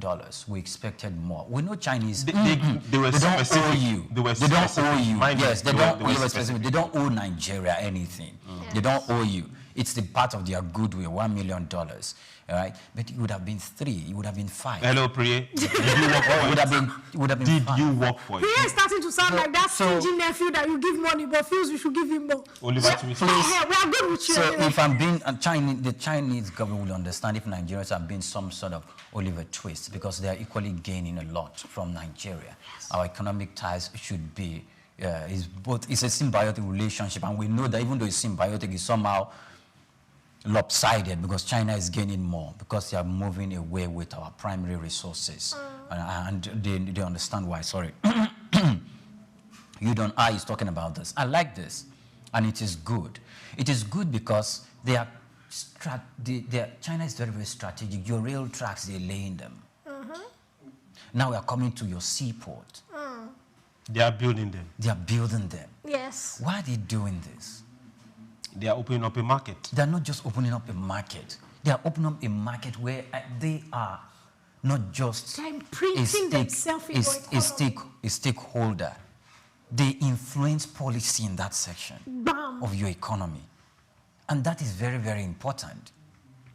They are influencing policy and they are putting their imprint on your economy. One of the things that make a country to perform extensively and effectively in geopolitics that upholds your sovereignty as a nation is for a few things to exist, a few characteristics.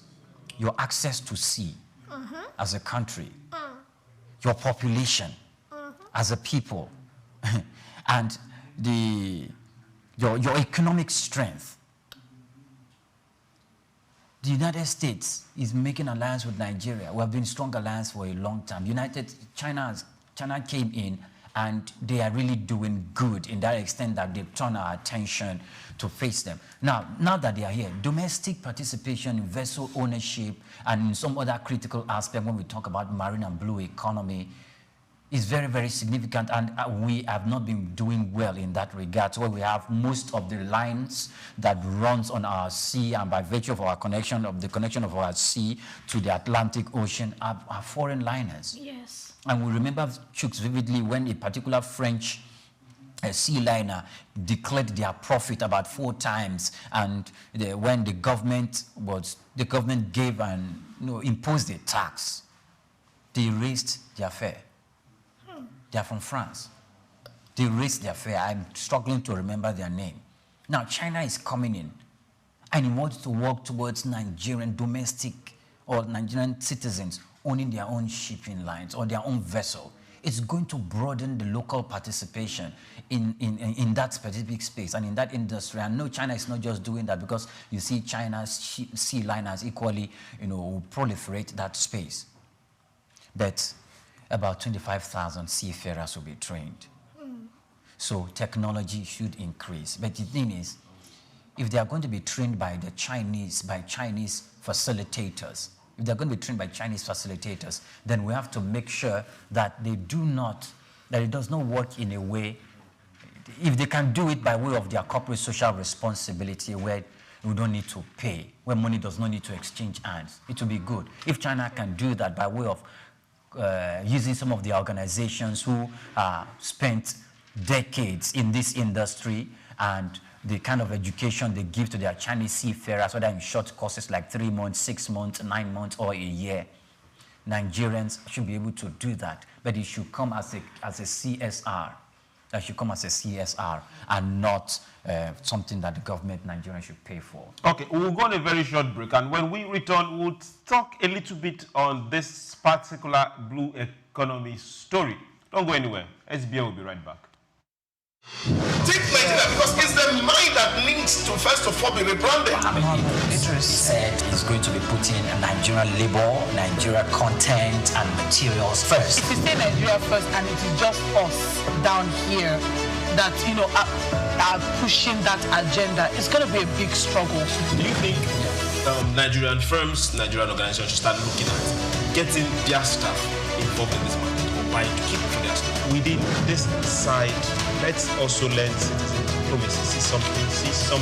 This is SOUQ business landscape. Idumota Market, Eko Idumota, once a residential neighborhood, is home to Idumota Market located on Lagos Island. It is one of the oldest and arguably one of the largest markets in West Africa. Idumota is a historic neighborhood adjacent to the Lagos port that facilitated the slave trade and later, under the British indirect rule, it surrounded to exports that fueled the colonial enterprise. Idumota was also the location of an Armed Forces Remembrance Cenotaph called Soja Idumota, built as a monument to Nigerian soldiers who served with the West African Frontier Force. An Eyo Masquerade statue and a clock tower are also some monuments at Idumota. Idumota Market is so popular that large sales are recorded as early as 7 a.m. The market is made up of hundreds of locked-up shops occupying several multi-story buildings, with some measuring about 5 or more floors. In 2010, the Lagos State government demolished some illegal structures in order to improve vehicular and human movement in and around the markets. During weekdays, the neighborhood of Idumota is densely populated by shoppers, traders, and bus passengers. From the Carter Bridge, ascending into Lagos Island, passengers can see the neighborhood before disembarking at their final destination. Idumota Market accommodates the substantial inflow of imported goods. The bulk of import from abroad are routed first through Idumota and then on to other markets through Nigeria and other West and Central African countries.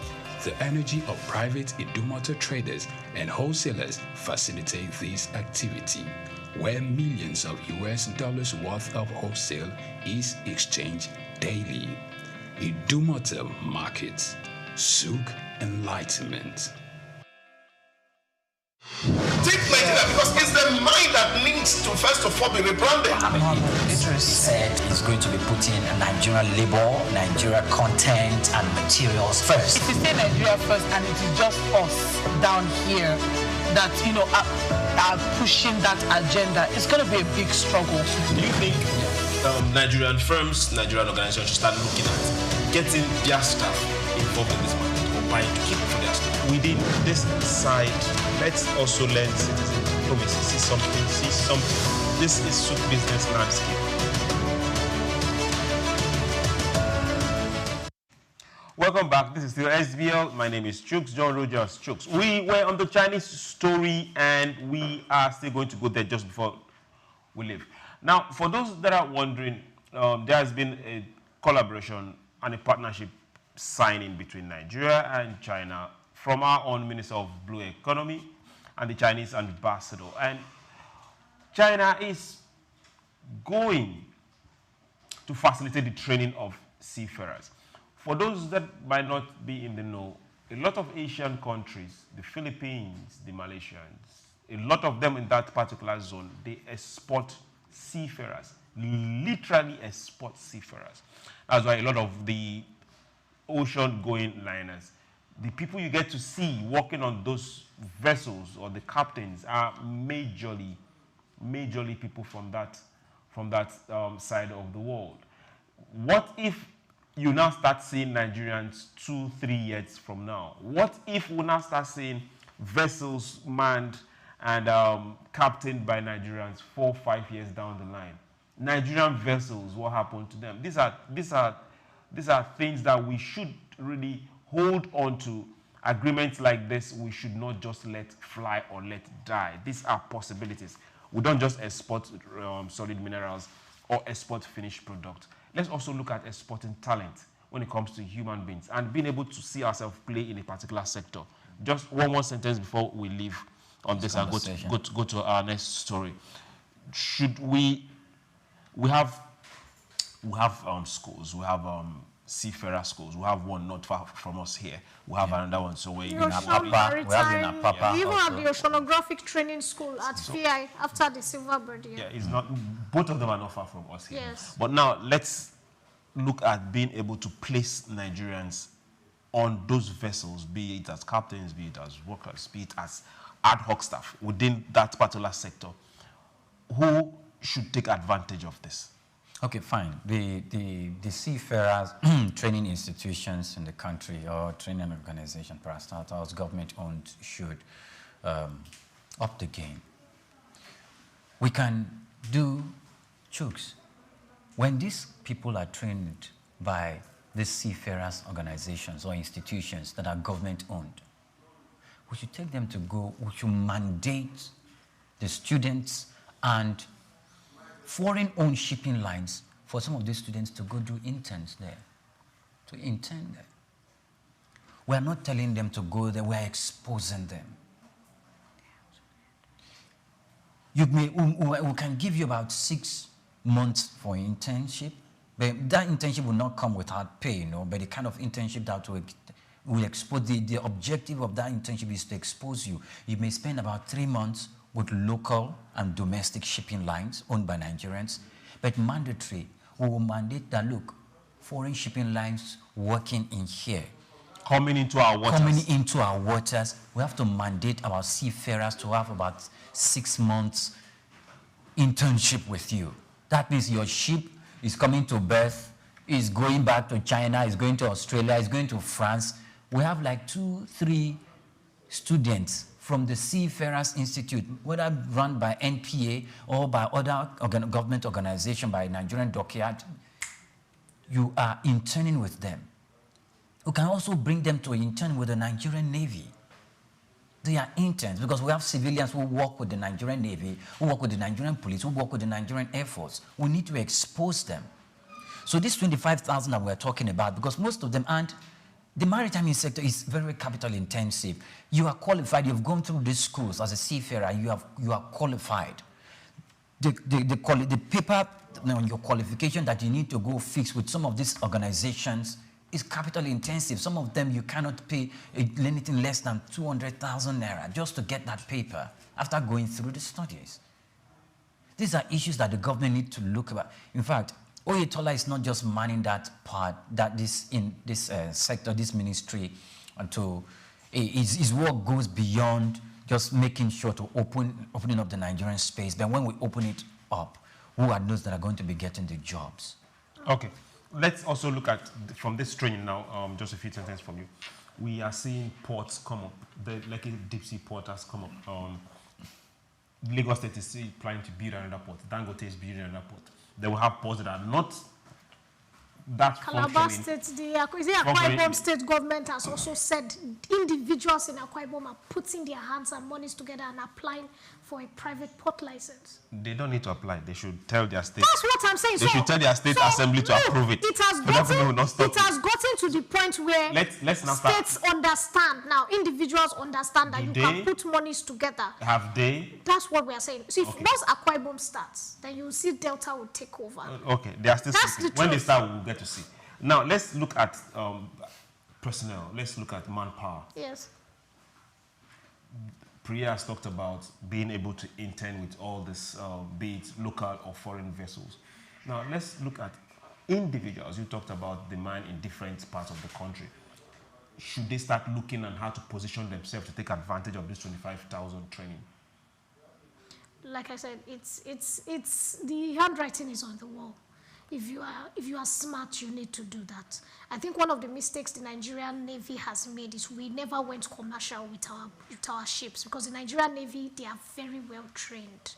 And they do a lot of cross-posting where they are posted to different countries where they have some trainings.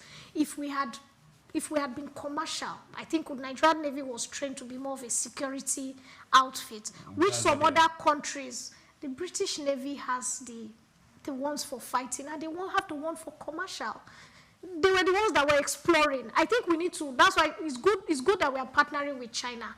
That's what they to have. Their Navy officers, their shipping lines, their military has the commercial part where they go out to make this money, and they have the part that protects. It's something we need to understand, and it comes with when we're talking about the fact that a lot of organizations, the army, the schools, the medical, we have to start looking at being autonomous. As much as we know that these things, they should not be strictly federal government funded. Because when they are federal government funded, then they limit what people can do. When you know that you need to raise a certain amount of money as the Nigerian Navy, and you will go out, you will catch those fishes, you will explore, you will protect more. So, and you will be more open to trainings. Like he said, many times when these people from oceanography school want to go and train with the Navy, they are limited. But if you know that, okay, there's a certain fee that they are paying to come and you need to raise a revenue as the Nigerian Navy officially, you'll be more open to people coming in to do an internship, to do a training. And by these trainings, you'll be empowering younger people. So I see this more as an empowerment program for younger people. I see it as a necessity, and it's long overdue. That's what I would say. Okay.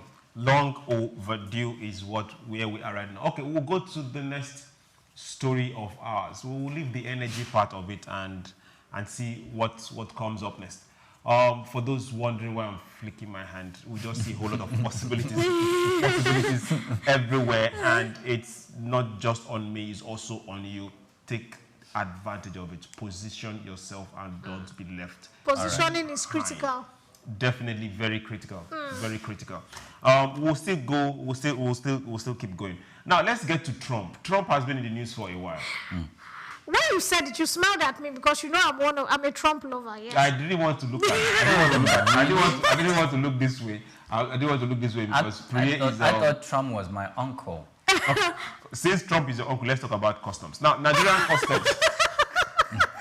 This is wrong. You've come to a topic that we are excited about, and you are moving us away. This is wrong. But sorry. You are the one who holds the yam and the knife. Continue. Okay. Yes. Sorry. We apologize. This is just more of a public service announcement. Now, yes. Customs revenue hit 3.7 trillion, surpassing mid-year target. The Nigerian Customs Service collected 3.7 trillion in the first half of 2025, exceeding budget expectation by 12.5% and rising 25% year-on-year. The Finance Minister Wale Edun said the growth was driven by reforms, including tighter enforcement and rollout of digital initiative. Custom recorded 1.3 trillion in Q1 alone, more than double the 600 billion generated in the same period last year. Edun praised the performance, but urged deeper reforms to meet the higher 10 trillion revenue target set by the Senate. He highlighted the national single window due for full rollout in 2026 as a key driver to streamline trade, reduce costs, and improve competitiveness. According to him, modernizing customs system will further strengthen Nigeria's investment appeal while boosting government revenue. Okay, now, Your Excellencies, distinguished lady and gentlemen. Now, when we talk about reforms, we are beginning to see the dividends of the reforms. Not dividends. We're beginning to see. Let's call it what it is. We're beginning to see results from reforms. Yes. Dividend is when it gets to my pocket and yours. But it is getting to my pocket. We know you are from the red chambers. It's getting to your pocket. You are from the red chambers. Now let's look at what's happening. The customs have come up to say, okay, it's not end of the year yet, but our forecast for middle of the year we've surpassed it, which is good. Several other government revenue generation and government productivity organizations are also looking forward to giving us positive results. How regular do you think we should be having this expose, this data-driven results from government MDAs, agencies, and collection centers? How often? Since the inception of this administration, you've seen that the customs revenue has been going up. Even under Buhari, it was going up too. It went up too. So it's been going up in this, and that's even one of the things that was responsible for us having a supplementary budget for 2024. Yes. And some other key organizations, ministries also brought in. So for us one of it is the reforms that is taking place, and the digitizing the system that we are trying to hide, and that's bringing its results. And the government should extend it, go beyond the customs. Go beyond the customs, okay. So transparency is key, which we have already said. Because it's transparent. But now you support transparency? No, but I've always said transparency. And the only way to be transparent is through the digital market. But now this is where I need to warn the government. You know, they say as birds have learned to fly without perching, hunters have learned to shoot without missing. the next thing that is going to happen is these people will start to find ways to mess with the people who have always been profiting from backdoor and racketeering. They will now start to find ways to Why are we concerned about these people? Why not find them and take them out from the system? This is what is being done in the international markets. People always, as you are achieving something, somebody goes back to forecast.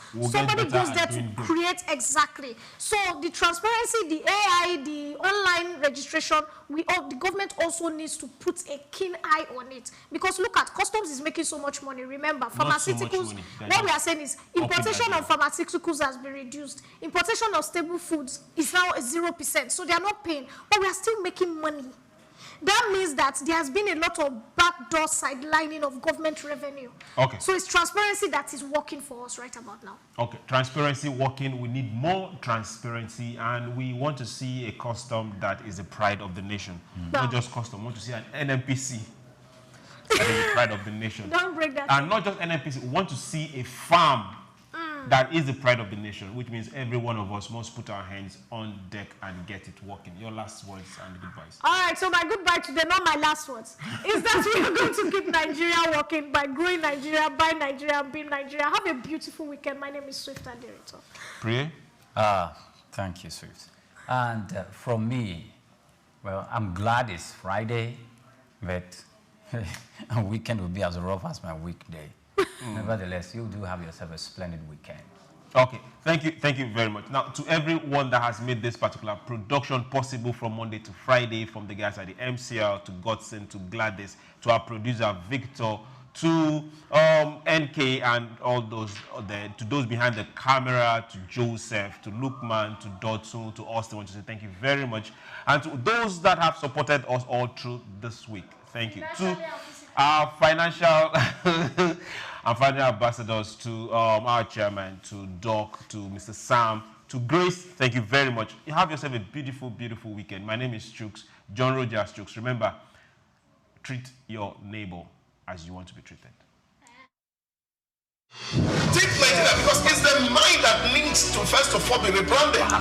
He said he's going to be putting Nigerian labor, Nigeria content and materials first. If you say Nigeria first and it is just us down here that, are pushing that agenda, it's going to be a big struggle. Do you think Nigerian firms, Nigerian organizations should start looking at getting their staff involved in this market or buying to keep for their staff? Within this side, let's also learn citizen diplomacy. See something. This is SOUQ business landscape.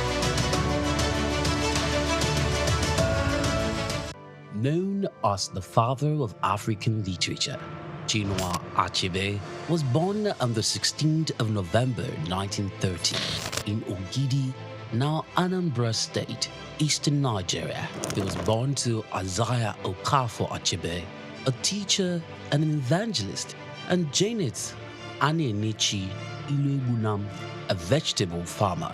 Achebe has reshaped the global understanding of African identity through the power of storytelling. Raised during the twilight of colonial rule, Achebe's education was steeped in both Igbo tradition and the Western values of post-colonial Christianity. As a student at the University of Ibadan, he became fiercely critical of how Africa was portrayed in Western literature. Achebe believed that Western literature often painted Africa as a dark and primitive continent, but he sought to tell the African people's lens. In 1958, Achebe's groundbreaking novel Things Fall Apart shattered colonial narratives through the tragic story of Okonkwo, an Igbo warrior. Achebe illuminated the complexities of African culture and the devastating effects of European colonization. Things Fall Apart became more than just a novel. It became a symbol of African resistance against the oppressive narratives of colonialism. Achebe was not just a writer. He was a passionate advocate for African self-determination, and his political activism made him a critical voice in the post-colonial era. Even after a life marked by personal and political struggles, including a car accident that left him partially paralyzed, Achebe continued to inspire. He taught at Bard College and later Brown University, where his influence reached new generations of writers and thinkers. He was married to Christiana Chinwe Okoli and they had 4 children. Sadly, he died in March 2013 at the age of 82. Chinua Achebe's legacy endures in his novels, his essays, and in the countless voices of African writers who follow in his footsteps. He gave us a voice, a story, and a vision of Africa that is ours to share.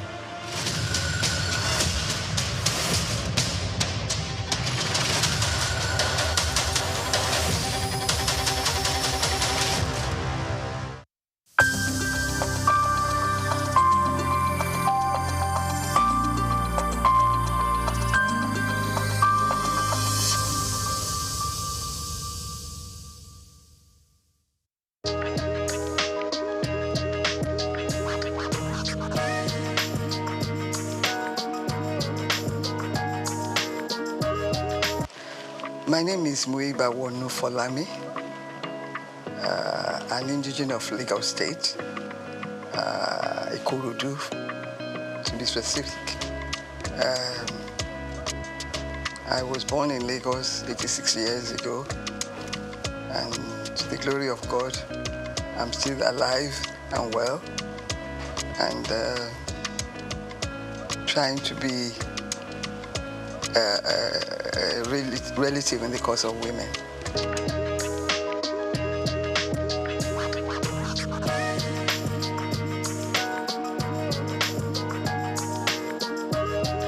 I attended primary school. I started at Ansarudin Alakuru School. From there to CMS Girls School, and then Queen's College, Lagos. From Queen's College, I went to the Portsmouth College of Technology for my A-levels, and then University of London for my first degree in law. The same university for my master's degree in law. I had, between obtaining my master's and my first degree, I was in Nigeria to do the mandatory law school course. I was one of the last people to do a 3-month course before it was changed to 1 year. And then went back to England for my master's. And from there to lecture at the University of Zambia. Back to Nigeria, I was appointed by Dr. Taslim Elias, the CJ of Nigeria, to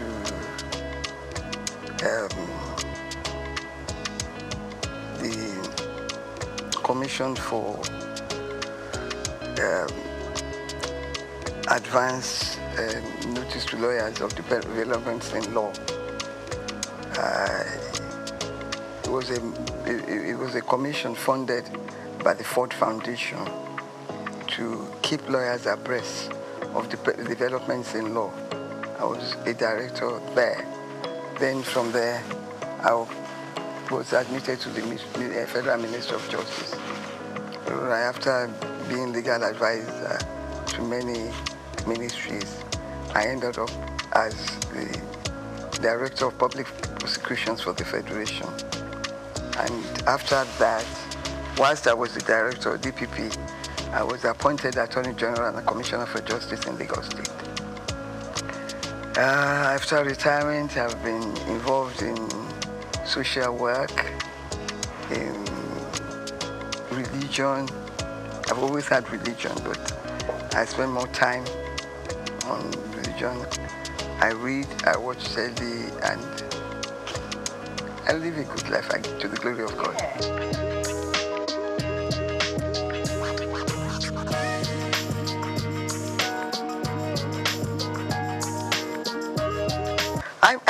You see, when you begin to think that it was not until 2007 that women started to get equal pay in tennis tournaments.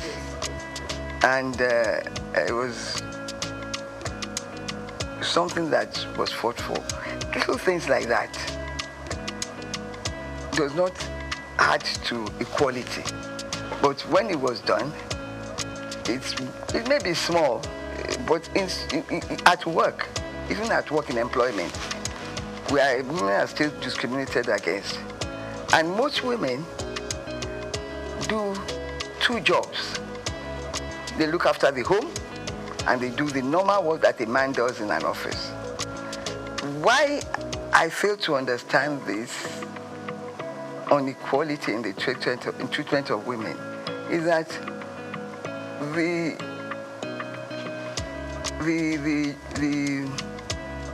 work, the responsibilities in the workplace is not reduced for women, even though we do not want to be paid the same salary as men.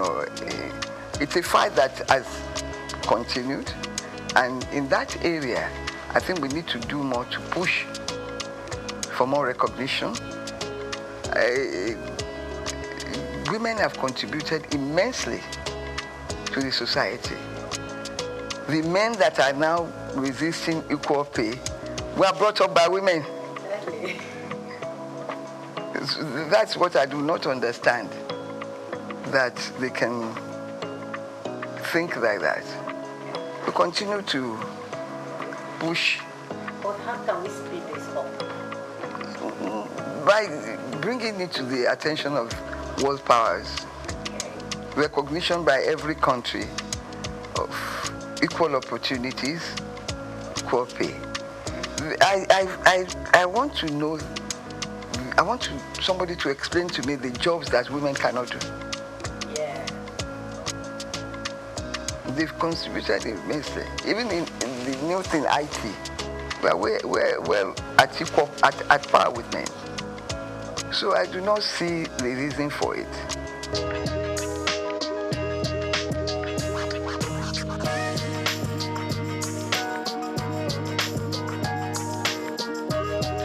Unfortunately, I did not experience it, because when I left university, I practiced law briefly in my uncle's chambers before I went to University of Zambia as a lecturer. There, my position was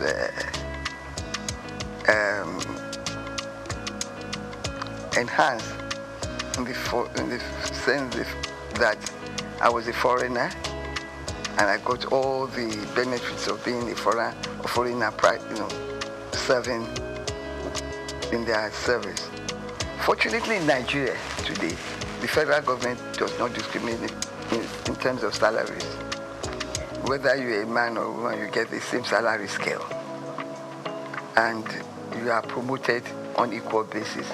Kudos to the federal government, to Nigeria for that. But in the private sector, things are different. In some companies, this is the area that we have to work on, because the job content is the same.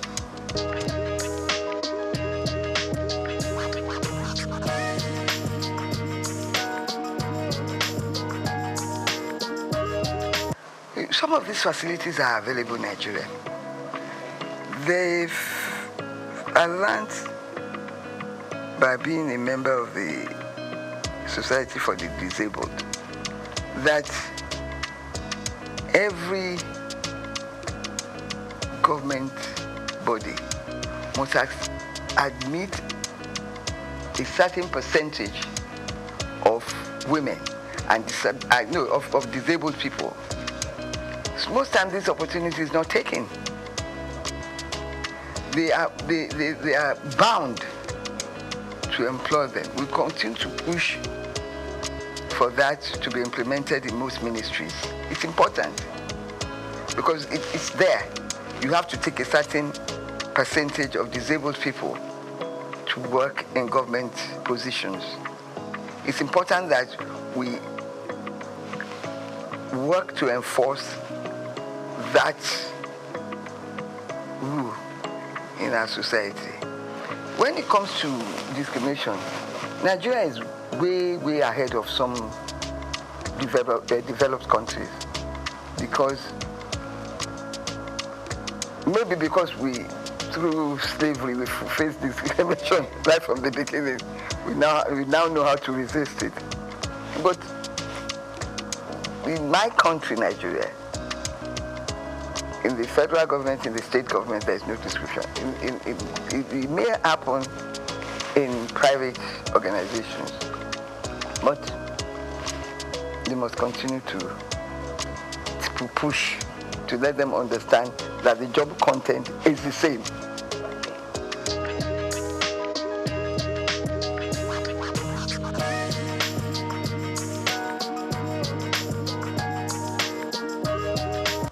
Well, you see, traditionally, under our culture, women are in the other room. Well, the quotation. Yeah. That's our society. That's our culture. It's going to take a long time to evolve. In my time, female education was not so-called popular. It's only the educated few that strove to send their children to school, their girl child to school. They end up trading with their mothers or going to market and getting married off early. But as education began to rise in our community, its value was seen by my parents and others of their contemporaries to educate the girl child. And I believe the society is benefiting from that. So we must continue to push for the education of women, of girls.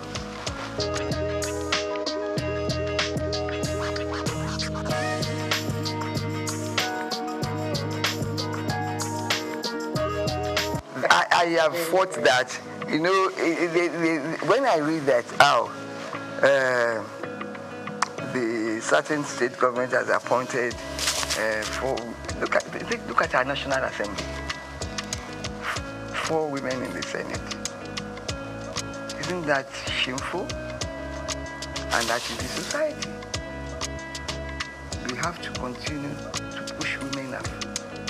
Let these political parties know that we want women. Let us organize ourselves to continue to vote for women massively. I give kudos to our governor, Babajide Sanwo-Olu. His cabinet women is well represented in his cabinet. And I enjoy that. I love him for that. And I continue to urge him to do more. He's done a lot. I think Lagos State has the largest representative of women in cabinet.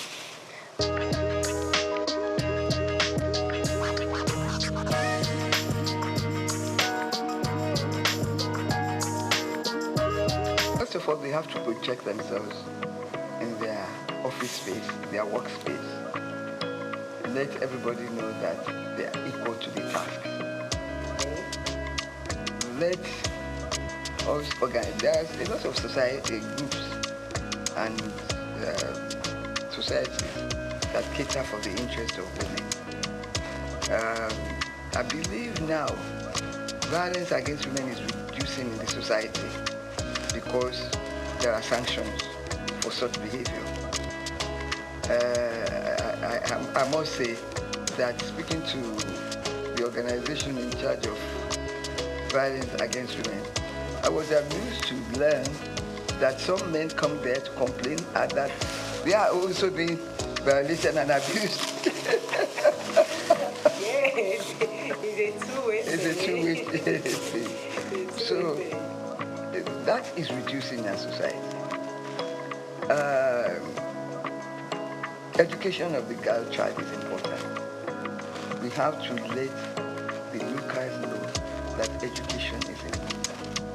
Let them showcase to them the lives of those who have been educated and who are holding high positions. I'm glad that our president, Bola Ahmed Tinubu, has returned history to the classrooms. It's important. Let them know about people that have contributed to the development of our society and our country. It's important.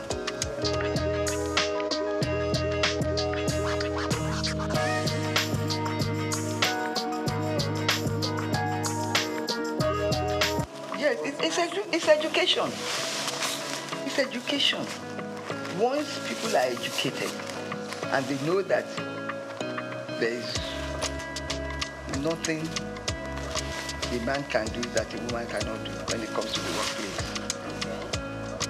We have women engineers, miners, and also all over.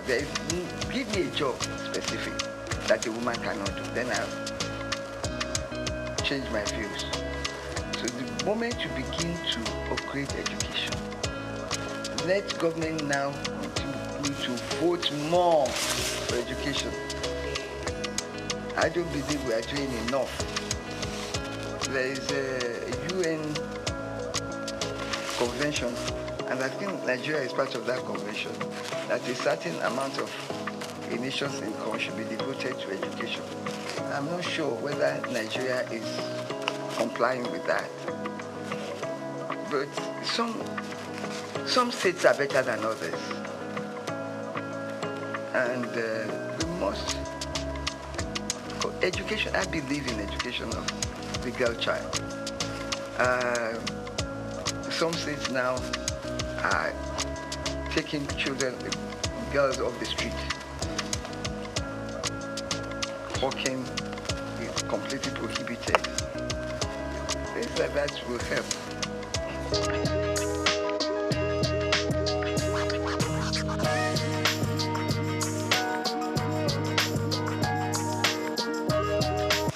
Unfortunately, in Nigeria, we are not advanced enough to use our votes to change things. We are still not voting for individuals. We are voting for parties, irrespective of performance. Education will help. And when we join other nations for the same purpose, we will get results. Our organizations who are fighting for women in Nigeria should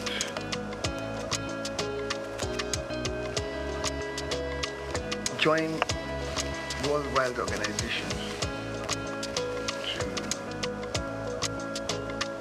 to showcase our own situation and learn. I believe that when you talk to others, you are come back with ideas on how to improve things. So we must improve things by telling women in positions to continue to prove that they are more than up to the task. It will not come to us on a platter of gold. We must show by our actions and behavior that we are up to the task.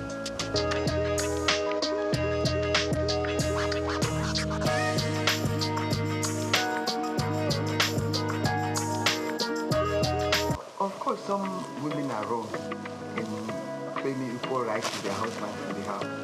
I completely abhor that behavior.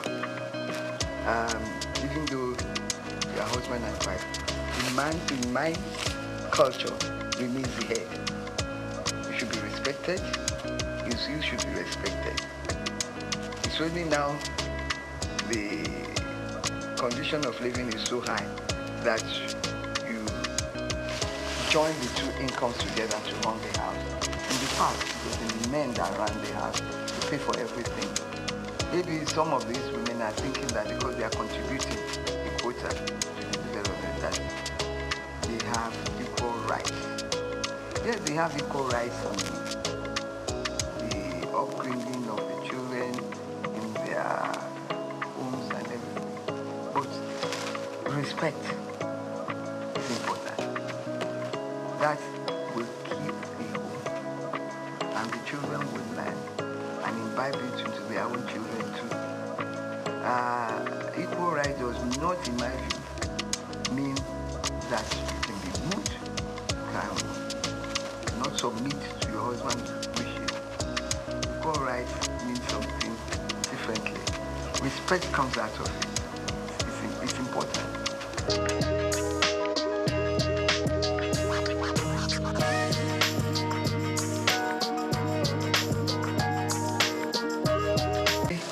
I go out and I'm like appalled at the way women dress. There's a competition to show as much of your body, to do that as your as much of your body that you can. It's absolutely disgusting. They're not women. They're no longer women. The exposure, things that if you did in my time, a member of the community will cover you with a cloth and send you home. Because community mattered at that time. You dare not misbehave outside your compound because this community is watching you and reprimanding you if you go wrong, if you behave badly outside. That is law. And that is why you see people, even their dressing, show disrespect to womanhood and to themselves and to the community. We must learn, teach our children etiquette of dressing, speech, how to think and speak in a decent manner. We don't have it anymore. We're losing it, and it's shameful because people are appreciating naked women on the streets.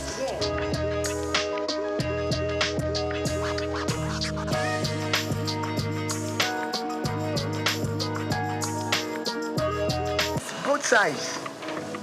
If people dress badly and you tell them and ignore them, they won't try the next time. For instance, I believe nobody can dress to come to my house or to come to my party like a naked woman. I will turn her back. I will turn her back. So that's the type of thing that we should all do. Let the people doing this know that we do not appreciate things like this. When the society itself corrects it, we must correct it individually. We should, if their parents cannot correct it, we must, by ignoring them and not allowing them to come near us.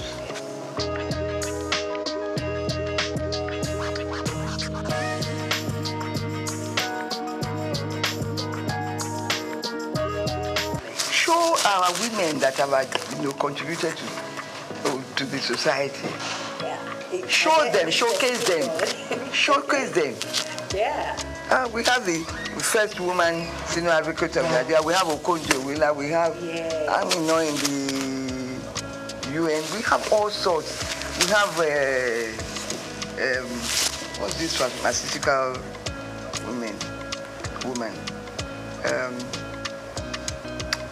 She's done so much. The younger ones are there. Little ones like Shadi Okoya is managing her husband's company and doing well. Let's encourage them. They are young. The young ones, they are working to improve the society. There's so many of them out there. We should showcase them.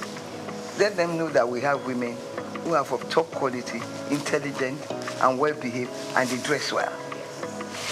Dressing well is dressing in a manner that is appealing to the eyes, not nakedness.